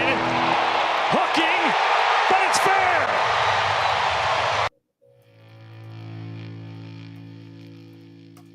Ronald Acuna Jr. against Mookie Betts against Matt Olson. Those are your 3 finalists for Outstanding Player in the National League. Let's start AL because it's interesting, and you have to keep in mind Shohei Ohtani, just as a position player, changes things because that just puts him at DH. And I think it levels the playing field a little bit more, which to me makes this voting process much more Corey debatable. Seager.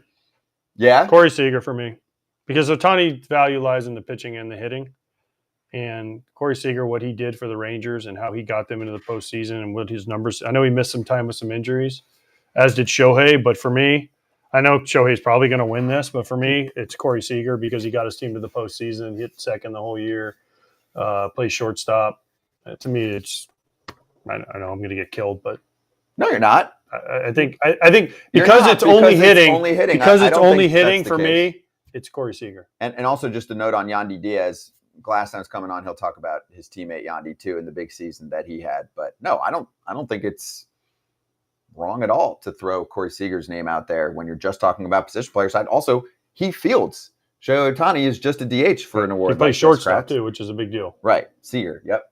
I think depending on how the paper that they hand to the players to like fill this out, if outstanding player is first and you see Shohei's name, you're like automatic Shohei.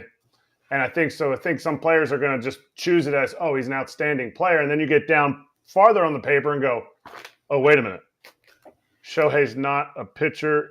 And if they don't take time to vote this, they may get it wrong and choose Shohei. But I completely agree with AJ.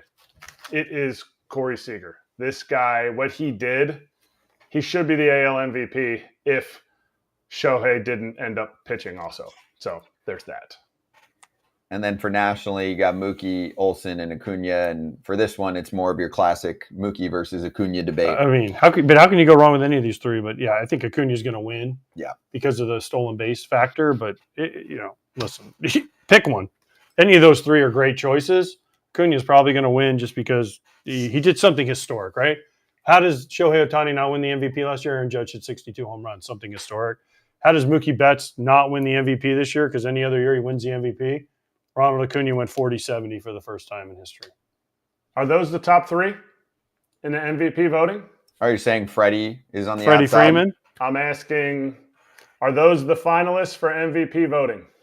Do you have other names besides Freddie? Or you're saying because we narrow it down to finalists in 3, you're going to leave one out? And you might have said the same thing if Freddie was on there and Olson was left off. Thank Am you. I accurate? You're straight on accurate. It made me, my mind's thinking because Freddie's done it so often, maybe the players didn't quite, and I'm sure he got some votes, but maybe the players are like, whoa, Olson, what he did, that was crazy. He was really doing it. And, it's like Freddie's like, oh, my bad. I've just been hitting 330 my whole career. And you guys are just used to this. So this is kind of mid for my career. Not saying neither one of them should be left off of there, but somebody's going to be left off in MVP voting too. Yep. Marvin Miller, Man of the Year. We have 3 finalists, current big leaguers, and let's run that list for you.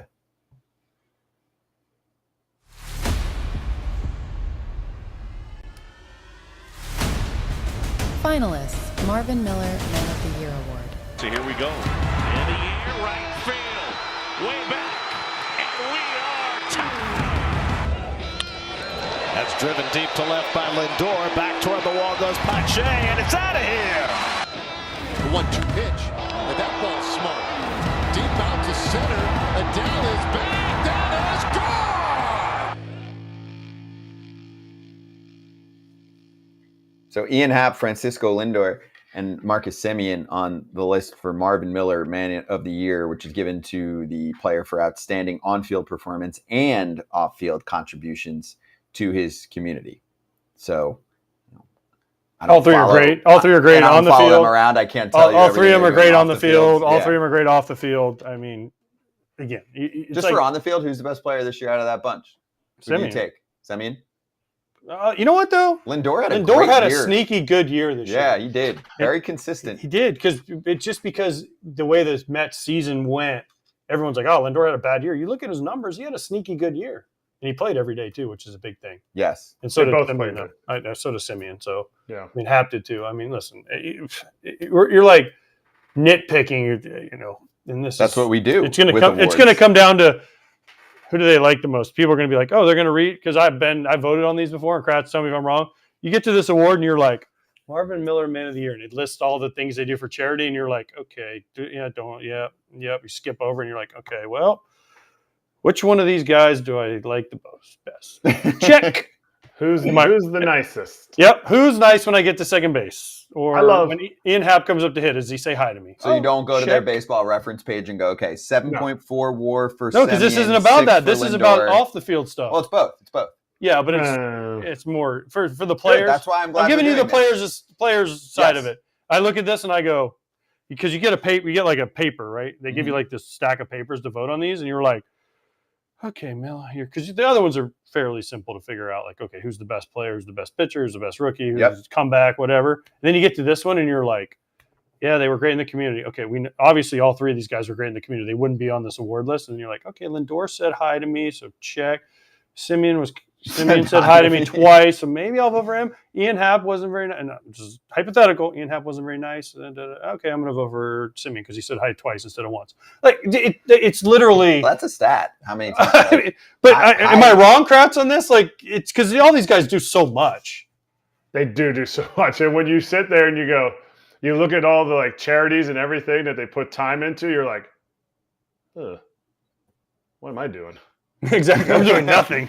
Right. It's a good award to go in your face. It's a great award. Hey, what are you doing? What are you doing with your platform? It's like the Clemente Award. It's like Justin Turner won the Clemente Award last year, and you're like, he has the cool thing on his hat, and like Kershaw has it, and some of those guys, Wainwright had it, and you're like, oh, these guys are doing way more than I am, and they're better than me too. How do they have all this time? This is that is really something. Like you talk about all the awards and who's the best and who had the most numbers. Baseball Reference. These are the kind of things that give you a long-lasting reputation in the community you play in and in the world you live in. Sometimes it's Latin players from Dominican or Venezuela and the stuff that they're doing there, and you're like, this is what when you're done, because me and AJ are done. This is the kind of stuff that goes and is more long-lasting than your Baseball Reference page. Outstanding pitcher. American League followed by National League. Your 3 finalists for each side.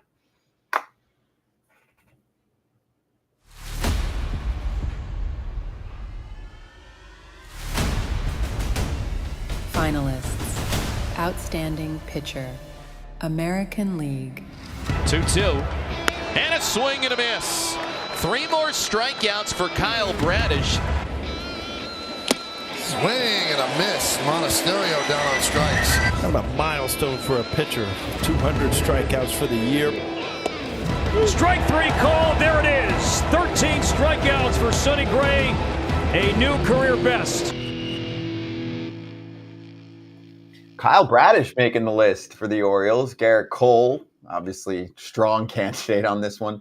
And Sonny Gray. Let's flip it to the National League, then we'll chat about all of them.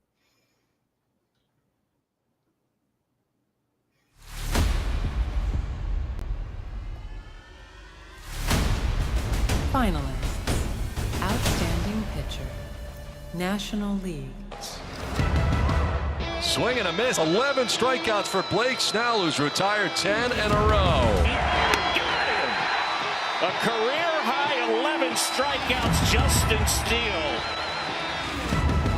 Swing and a miss. Zach Gallen with a season-high dozen strikeouts. He has set down 12 in a row.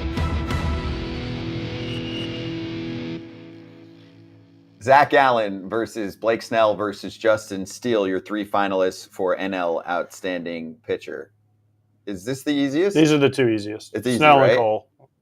The other guys had great years. All right, I'm cool. glad. Let's move on. I'm glad Kyle Bradish got some love, but I mean, it's Snell and Cole, and you know, as a former player, when you did these, you're like, all right, who struck me out the most? Okay, it was those guys. All right, next. Who got me out the most? Who was the toughest matchup? Okay, next. That's how you did it?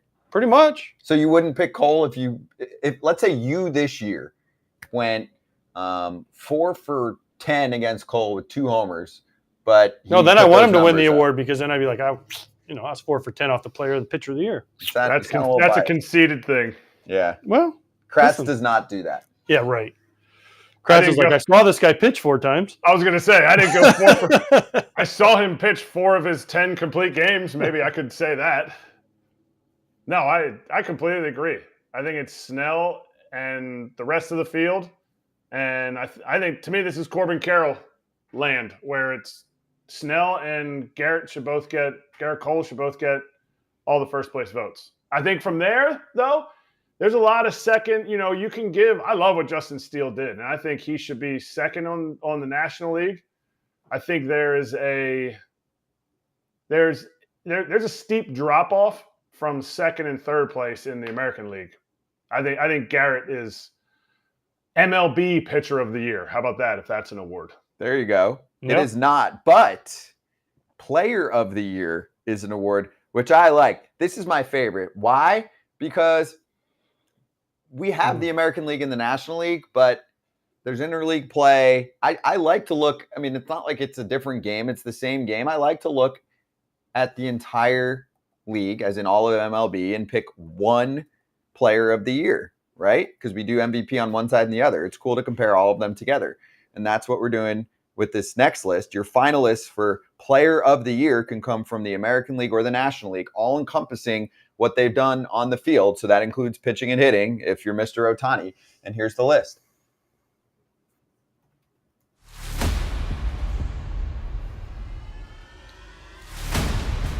Finalists. Player of the Year. He did it!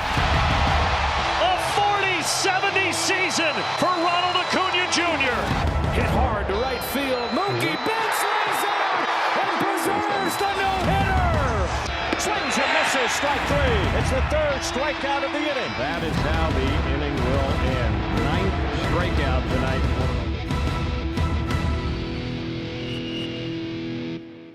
Okay. Your Player of the Year finalists are Ronald Acuna Jr., Mookie Betts, and Shohei Ohtani for the Players' Choice Awards. And the winner is going to be announced in a few weeks, but where are you leaning? It's going to be Shohei, but I want it to be Acuna. Okay. Why? Why do you want it to be Because Acuna? he had a historical year, and Shohei missed the last month. That's why. That's it. Acuna, 40-70s, team went to the playoffs. He posted every day. He was the most exciting player in baseball when he was on the field. Shohei's not doing historic things? No, but again, like I said, Aaron Judge had 62 homers. The only way Shohei didn't win the MVP this year. Ronald Acuna did special things that have never happened before. He deserves to be given something for that accomplishment. So you would vote for Ronald? Yes. Sorry. No, that's. I mean, obviously you think Shohei. I just don't know how anybody else wins the award if Shohei's doing what he's doing. Like, to me, this is like Shohei shouldn't have gotten top pitcher. He should not have gotten top hitter.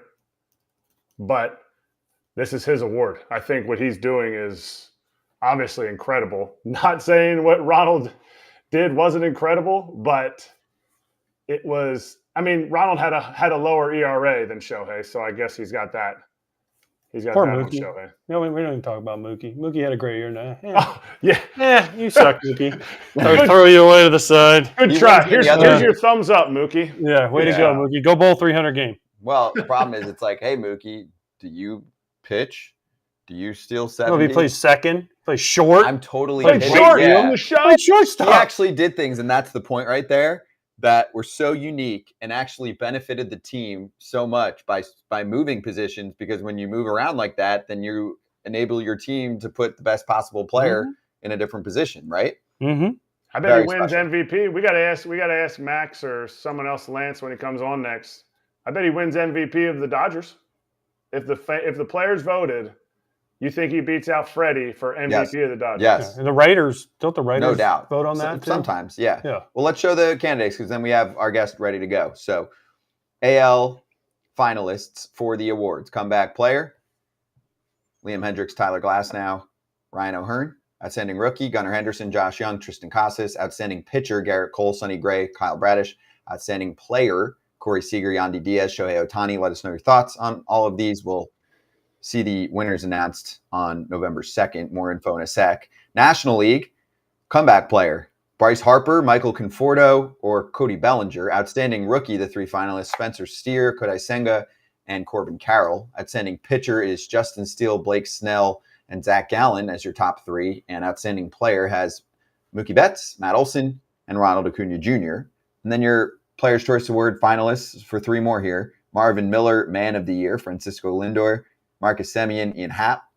For the Kurt Flood winner, it's Scott Sanderson or Phil Bradley. And the Player of the Year, which I think will be a really good debate, Mookie Betts, Ronald Acuna Jr., Shohei Ohtani. The winners will be announced on November 2nd on ESPN, followed by a Players' Choice Award special right here on the FT YouTube channel, right here on Foul Territory.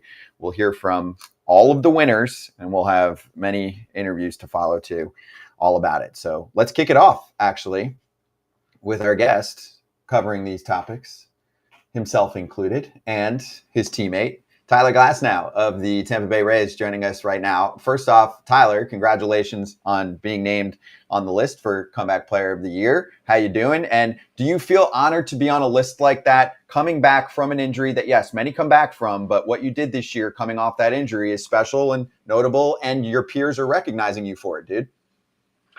Yeah, it feels great. Yeah, I didn't really know how I was going to feel, I guess, like kind of going into that. I pitched a little bit last year, but then had that normal off season.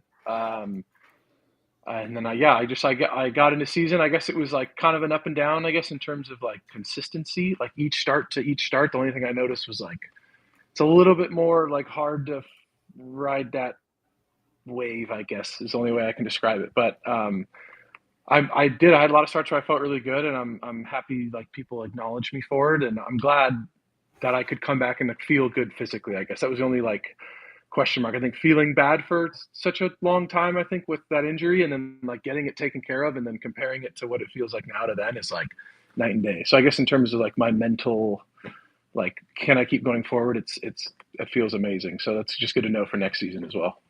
Tyler, when we went through these awards earlier, I had your back and said you should win. So thanks, man. Just want you to know that. But here's my thing. I know you're up against Ryan O'Hearn, who had a great year for Baltimore. You faced him a bunch of times. And then you have Liam Hendriks, who obviously is coming back from cancer, which is awful. Yeah. I'm glad he's back. But for me, you missed almost all of last year. I know you came back at the end and pitched, but to me, comeback means you had to go through something where you missed a significant chunk of usually the season before. So that's why, listen, nothing against Liam, nothing against Ryan O'Hearn, but for me, congratulations, you win the award. Oh, thank you very much. I appreciate it. Yeah, no, I mean, what like Liam has gone through is pretty insane. I think all things considered, like, I guess like the amount of time I guess I took off was a while, but I also wasn't dealing with cancer. You know what I mean? So I guess that like transcends the baseball kind of like, that's like life threatening in a sense. But yeah, I'm just glad I could come back and like pitch relatively well and then feel healthy. That was like the biggest takeaway for me, is like just to end the season healthy, feeling like I was kind of going on the upswing. Maybe not like the last month was like a little rough, but I think in terms of like mechanics and like consistency, that's the best month. I think I felt like it felt very similar to before I got hurt. So I think I was like, for me, a good place to leave off for next season. Well, I did not choose you, even though we were ex-teammates. I did not choose you for comeback player. Sorry. You beat a ligament. You beat your quad. Beat your hamstring ligament. He beat cancer, so that's why I chose that. That's fair. Yeah. But what is that? What is? Try to explain to people, because we try to explain it all the time, what does playing hurt actually take away? Because I'm watching a documentary on Netflix about the quarterbacks, and it was talking about how like Kirk Cousins' ribs were broken, and he's like, my mental decisions while I was trying to make plays were affected by the pain. How is it for a pitcher?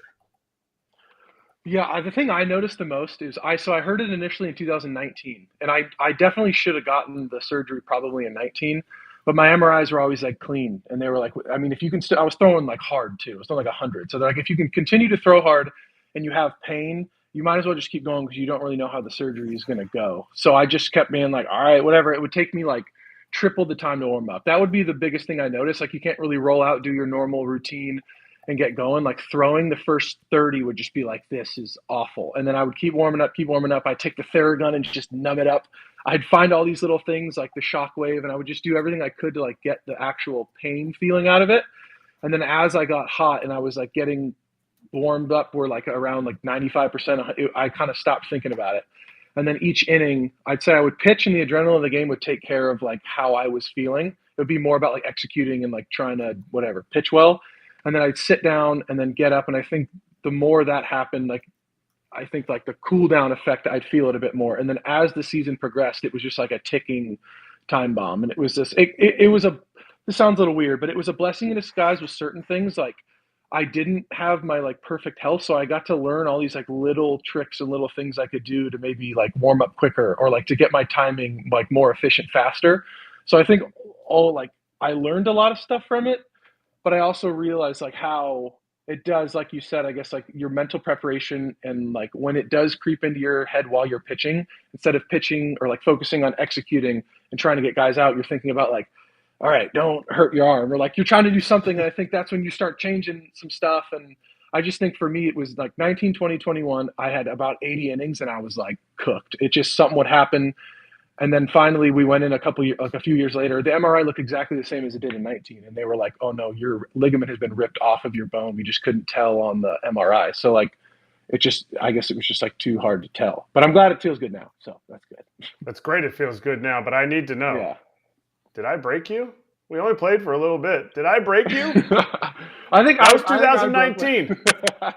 Yeah, maybe. Who knows? It could have been. Yeah. If anyone asks, I'll say it was you. Yeah. I think I broke myself. Yeah, I think the mentality these days of throwing everything super duper hard probably didn't help as well. And I think being tall and throwing hard, it's kind of an like inevitable thing. I think it was like no matter what, I'm getting Tommy John at some point. At least it was this late. So fair. So yeah. Tyler, I want to ask you about your teammate Yandy Diaz, who makes the top 3, dude, right? So all the players vote for AL Outstanding Player. There's, pretty good competition on that list. Shohei Ohtani and Corey Seager. And number 3, well, I don't even know if it plays out that way. Top 3 on that list. I'm assuming that Ohtani and Seager are going to finish ahead of him, but he finishes top 3 at least on the AL Outstanding Player Award. So dude's been jacked and full of talent for years. What changed, and how proud are you for him making strides to be one of the best players in the league? Yeah, I think like he's always been a stud. I played against him in AAA all the time. And he was always like a man amongst boys, I guess. Like, I guess too, if in the minor leagues, like if you got really good stuff, you can kind of just, even if it's not great that day, you're always going to kind of do well and like just throw a curveball and no one can hit it kind of thing. And Yandy was always like, just his approach was always way more advanced than anyone I'd ever faced in AAA. And he was kind of stuck in AAA for way too long. And then he got up to the big leagues, continued to do well. And I think the biggest separator between like last year had a phenomenal year as well. But I think having maybe, I don't know, I haven't really talked to him about it, but like that contract extension and like having that like comfort to know you're going to be around for a few more years and you're not going to have to uproot your life. And I think it was just like that comfortable thing because every year he's been with the team, he was super shy and quiet his first year. And the second year he opened up a bit more. And like, as he kept going, now he's like, has the biggest personality on our team. And he's like, honestly, the glue of our team. Everyone loves Yandy, probably the best teammate, one of the best teammates I've ever had. So I think it's just like all that stuff mixed together makes him just a stud. I mean, a stud, but like, could he spend like 20 less minutes doing biceps in the weight room? Because probably when we faced you in 17, we were playing together in AAA, Columbus versus Indianapolis. Yeah. This dude, he wouldn't even sweat, and he would just sit in there just. And then he'd look at his. He loves the. Does he still love the color red? He loves all the colors. I don't know if red, but he's like he's colorful dude. He's got all the cleats and everything. Yeah. Yeah, he always loved the color red, and he would pull out he would have a red arm sleeve on while he was working out, and he'd pull out his red phone and he'd look at it, and he never worked out quite enough to sweat, but his arms are just so ginormous. And he finally learned to pull the ball too. He used to only hit the ball to right field. Oh yeah, that's true. I guess that's also a big separator. But he's still in the weight room every single day. I think because maybe he doesn't work out super like crazy and sweat a bunch. I think that's maybe why he can maintain it. But he's got his routine. He's very, very routine oriented. Like does a lot of the same stuff in the weight room every day. And then, but I think the biggest difference now is like our strength coaches, and I think him too. Like they do a lot more like agility and stretching and everything like that. Because you lift that much, you're gonna get a little tight. But he's like. He works hard. He does everything. So I think it's coming together now.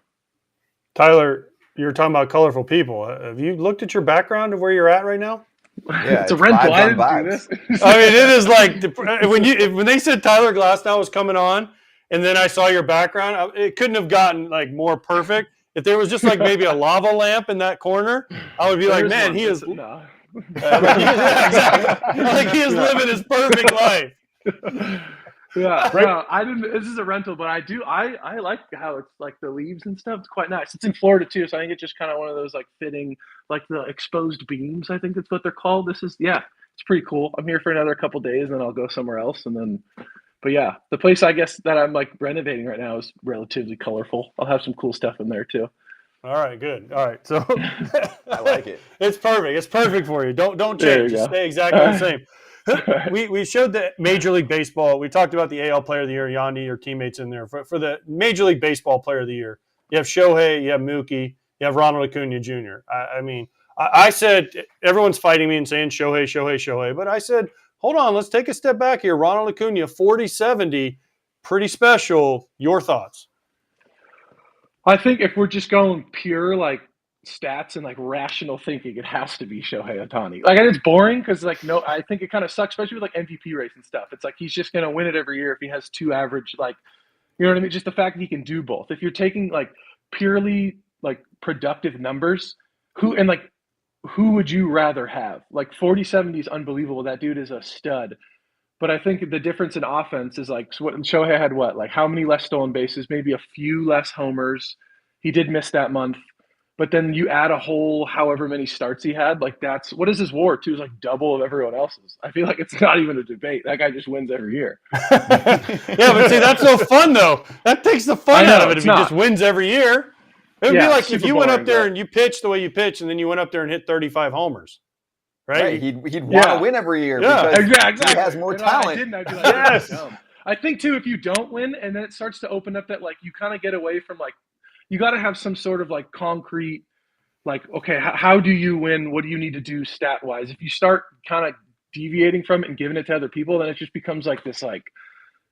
We all know Shohei should win this, and then you just, I don't know. It just seems to me like the most genuine 100% answer is Shohei. And maybe another year he like won't do as well in each, and someone else will have like a 50-80 season, and then they can win. So that's the number it takes, 58. Or Reggie Crawford. Yeah. Or Judge hit 62 last year and beat him for the MVP. Yeah, there's other two-way players that'll come up to the bigs someday.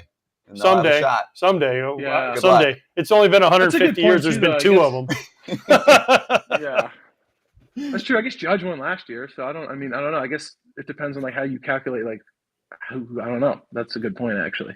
Break the home run record, play outstanding D, and be able to run the bases as a 6'8" monster, and you have a shot. Yeah. That's fair. Or go 40-70. Tyler's almost 6'8", so he knows. Yeah. I don't know if I can hit any homers like that, but you can hit a couple. Just let him eat. Just get a good bat. You definitely gotta you gotta do some curls. Do some curls. He's not allowed to hit anymore. Not allowed. Yeah. They took it away.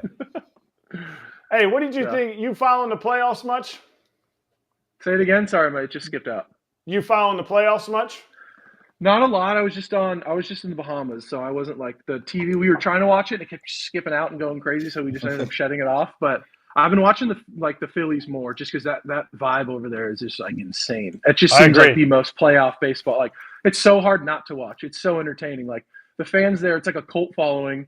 Everyone is just like a savage. They talk a bunch of shit. Like that's been super entertaining. And the Braves series, like I just thought the Braves were going to like dominate everyone, but something about that postseason magic, like that Phillies team is just like something different in the postseason. And Eflin's on our team too. And I would always pick his brain on like the whole, like what's going on over there. And he had nothing but good things to say. And just, it's just like a whole different like brand of baseball, I guess, over there. Something happens in the postseason. And it just is like turns to magic.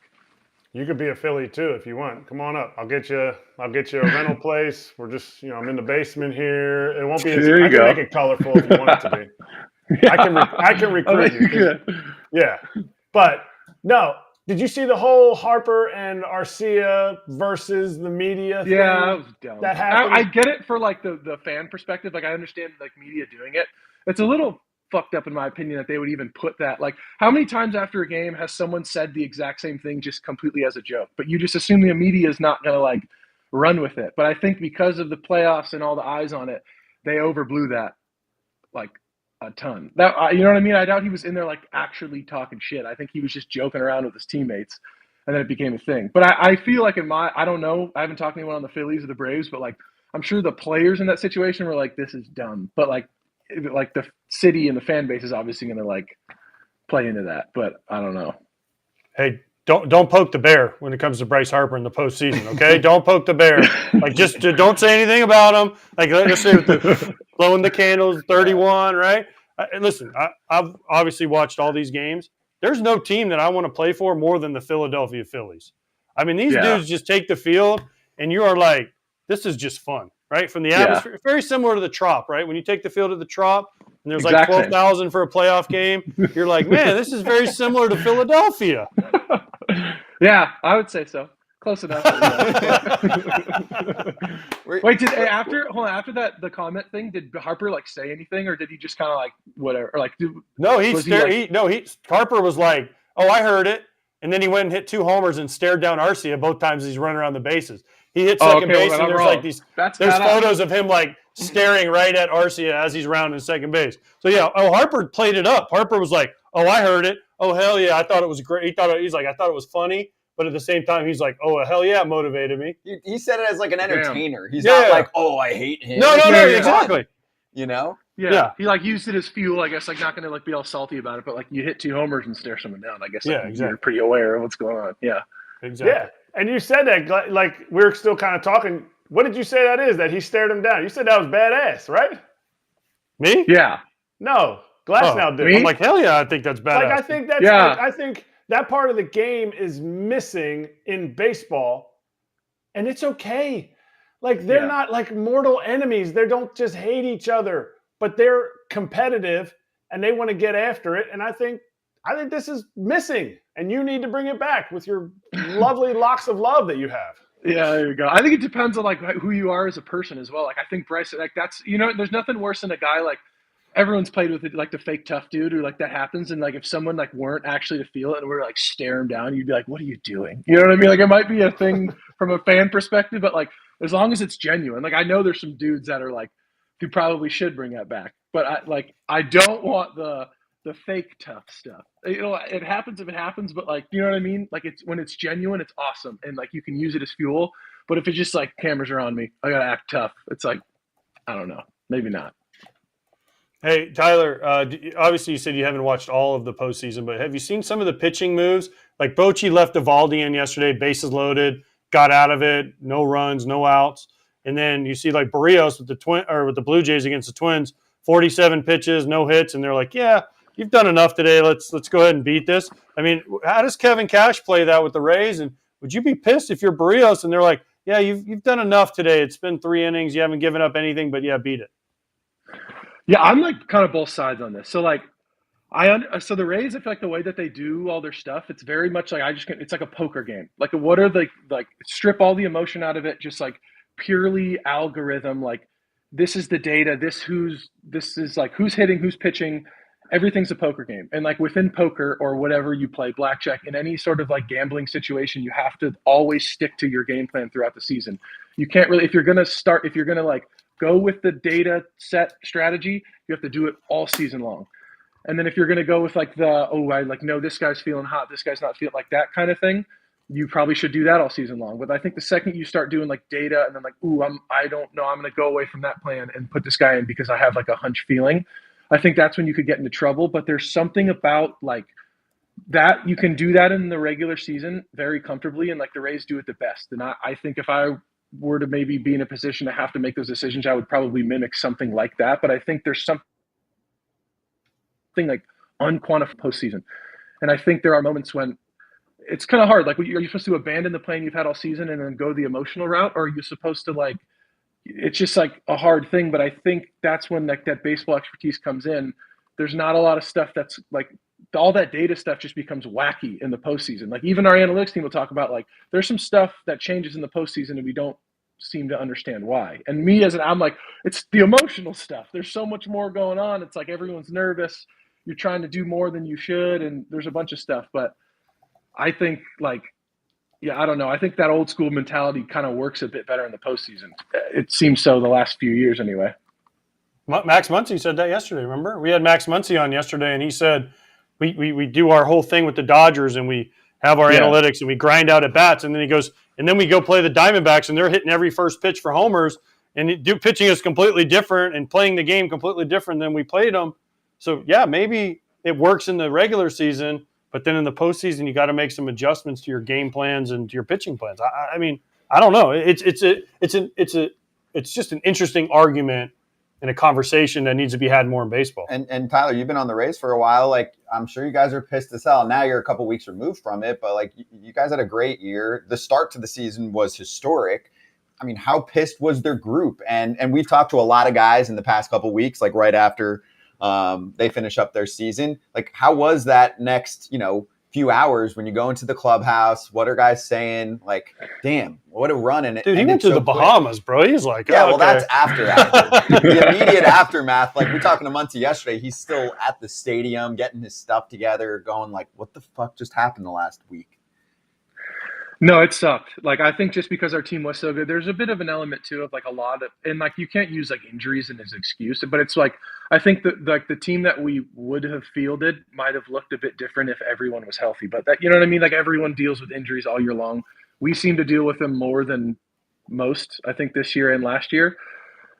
But I think, like, I don't know, it sucks a lot. And I think it's not even like like when it first happens, like you definitely feel like shit. But I think it stings a lot more when, like, for me anyway, like you kind of stop thinking about it and a few days go by and you wake up and you're like, oh, like in the moment you get done and everyone's like passing out beers and you're like doing stuff and you're trying to like remember the good stuff and everyone's just trying to like forget about how shitty this feeling is. Like, let's try to just think about the good stuff. And then I think for me anyway, like as the days go on, I think it gets a little harder to like, it's like, damn, like, wait, what could have been? Like the dust settles and then you start to think about it and like what you could have done differently and like what decisions or, you know what I mean? Like there's a bunch of different, you don't want to look back and go like, what if? But I think it's a lot harder as time goes on. And then it starts to fizzle out, I guess, in the off season. And then like you start doing a bunch of stuff and you get ready for the next season and you can kind of let it go. But I think it's kind of one of those when you're sitting there randomly at like 2 p.m. and I'm like not doing anything. I just get that like intrusive, like, damn, like I could have, you know what I mean? Like you think about things you could have done differently. And like, that's, I think, what sucks the most. But I think it also, you can use it as fuel. And every year, I think a lot of guys do. It's just like you try to work on what you didn't do well and try to get more consistent and then bring it in the next season. I'm not going to remember the wins. So, yeah, that's real that you're saying, damn. Yeah, it sucks for sure. I think maybe it'll change maybe over time too, but I think the ones you lose, I remember those way more. You know what I mean? Like something about that, like you just remember the negative experience. Like you could have like 10 good games in a row, but I always like kind of hold on to like the bad ones a lot more for sure. Not like it's like detrimental to my day, but I think as an athlete, you're always like, you're so like OCD and nitpicky about like, you want to be so perfect, especially baseball players. You have that like perfection thing and you just like, it's hard to let go of.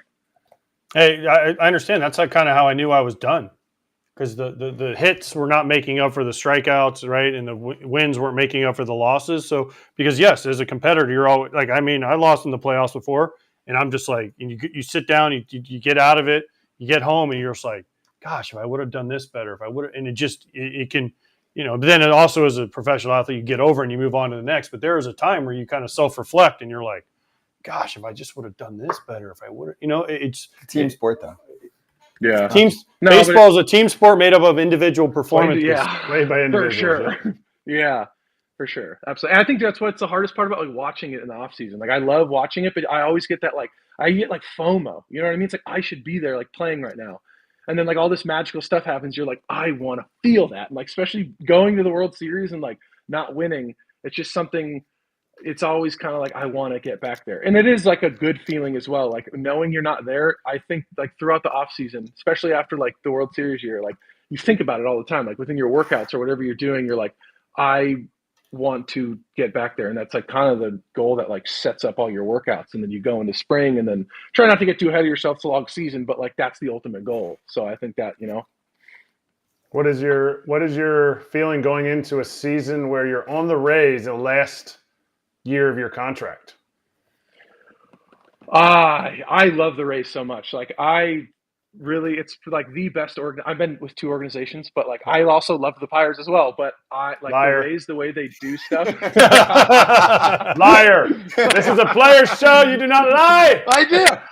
There's a lot of things the Pirates did that I really appreciate. Like a lot of the coaches, the minor leagues especially, it was a little militant, and there were some things that I'm sure even if they were to go back, they'd change. But I learned a lot from the Pirates. Like in the minor league, like there's a lot. I look back on it now, and it's like a lot of fond memories, And I think like in the moment, it was like this kind of sucks, but it was like an overall positive.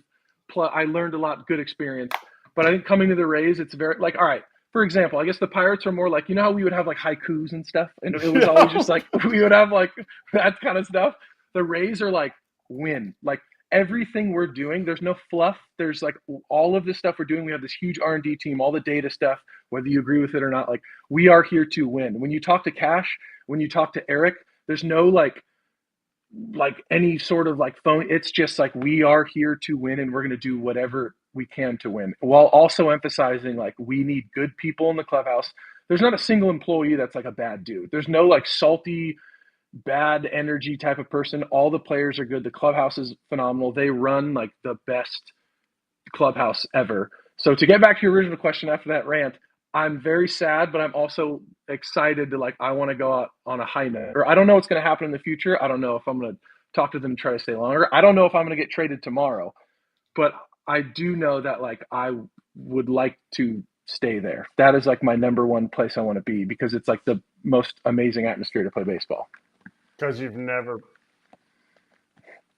atmosphere in terms of all the like the clubhouse and the players and the coaches and like as like a place you work, being an employee or whatever I am there, it's an amazing place to play. Like if you talk to any players who's ever been a Ray, they'll tell you like how the clubhouse is and like how the coaches are, and that dynamic is very special and very rare, I think. Because you said there's no salty guys. I'm like, Westy, their traveling guy who used to be is very salty.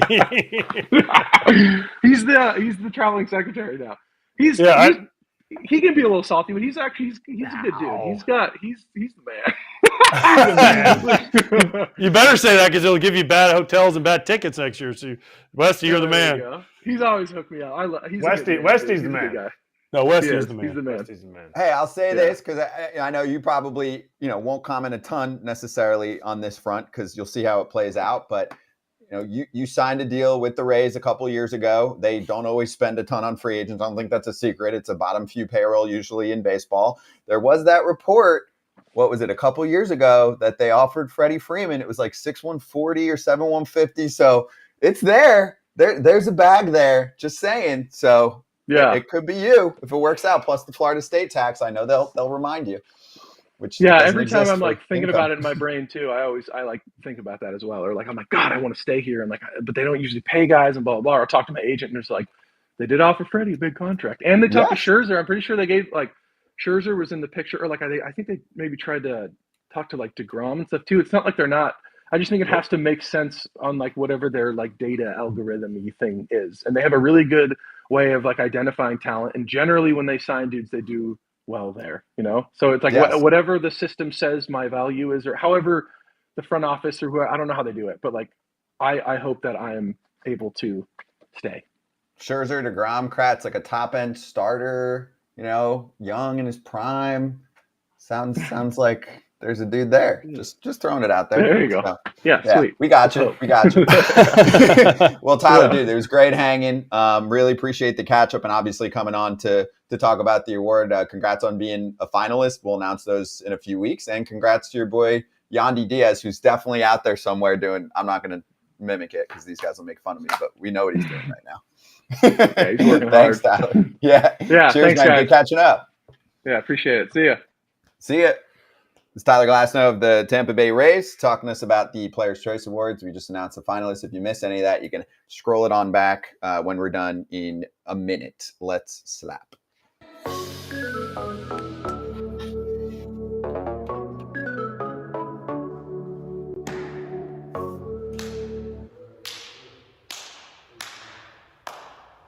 I just noticed whenever I do Let's Slap It, it's always slow motion. Just saying. It's not one of your go-to moves. Yeah, it's not like You don't like it? Not really. Yeah, but what do you want me to do? I don't. Not that. I mean, Whatever you're doing, don't do that. I'm down. Like, tell me what to do. Stick your face over here and let me slap it. I don't think that's the slap hands that we were looking for. But my hand will be slapping. His Sometimes face. I slap hands with like Kratz or Todd, but I don't know. No, notice what you didn't say. You? Yeah. Yeah, exactly. Because you're not being nice. You want to, we could slap hands, but of course, what does AJ bring up? Oh, we could slap you in the face instead. Classic. Be way more fun for me. Great. Kratz hats, what do you got? Well, AJ already picked it, and we just had a past Pirates prospect on. Say that 3 times fast. And I saw him inside here. Old number 75. You know I wasn't making the team when your number in spring training is 75. Just remember that, kids. Yeah, when you're an offensive lineman, it's usually not a good sign. Unless you're on the Yankees. The Yankees. True. Yes. But if you have an offensive lineman number, yeah, usually you're not. It's not your year. No, maybe next year when you start getting the lower numbers, you're better. What is it? My thing. There's been like 2 or 3 hats where they have the design on the side. It is brutal because if you wear them backwards, it looks like there's something, like But back in the day, though, you weren't allowed to wear your hat backwards. So no, so they didn't make it that way. But this was the hat I was gonna wear. You guys didn't want to look at this all day. No, thank God. Oh wow. The Blue Jays spring training hat. I mean, it doesn't even look good forward. Why is it not fitted? There's spring training back in circuit. I know the Twins didn't have them fitted. This was minor league camp. I like it forward. It works. That's that bad. does not work. That is bad. 8 o'clock Eastern on the Foul Territory YouTube channel. It's a watch party. NLCS, Phillies, Diamondbacks. Game 2. We'll be with you, and we'll post-game wrap up the thing, too. See you on FT Live later. Go Blue Jays!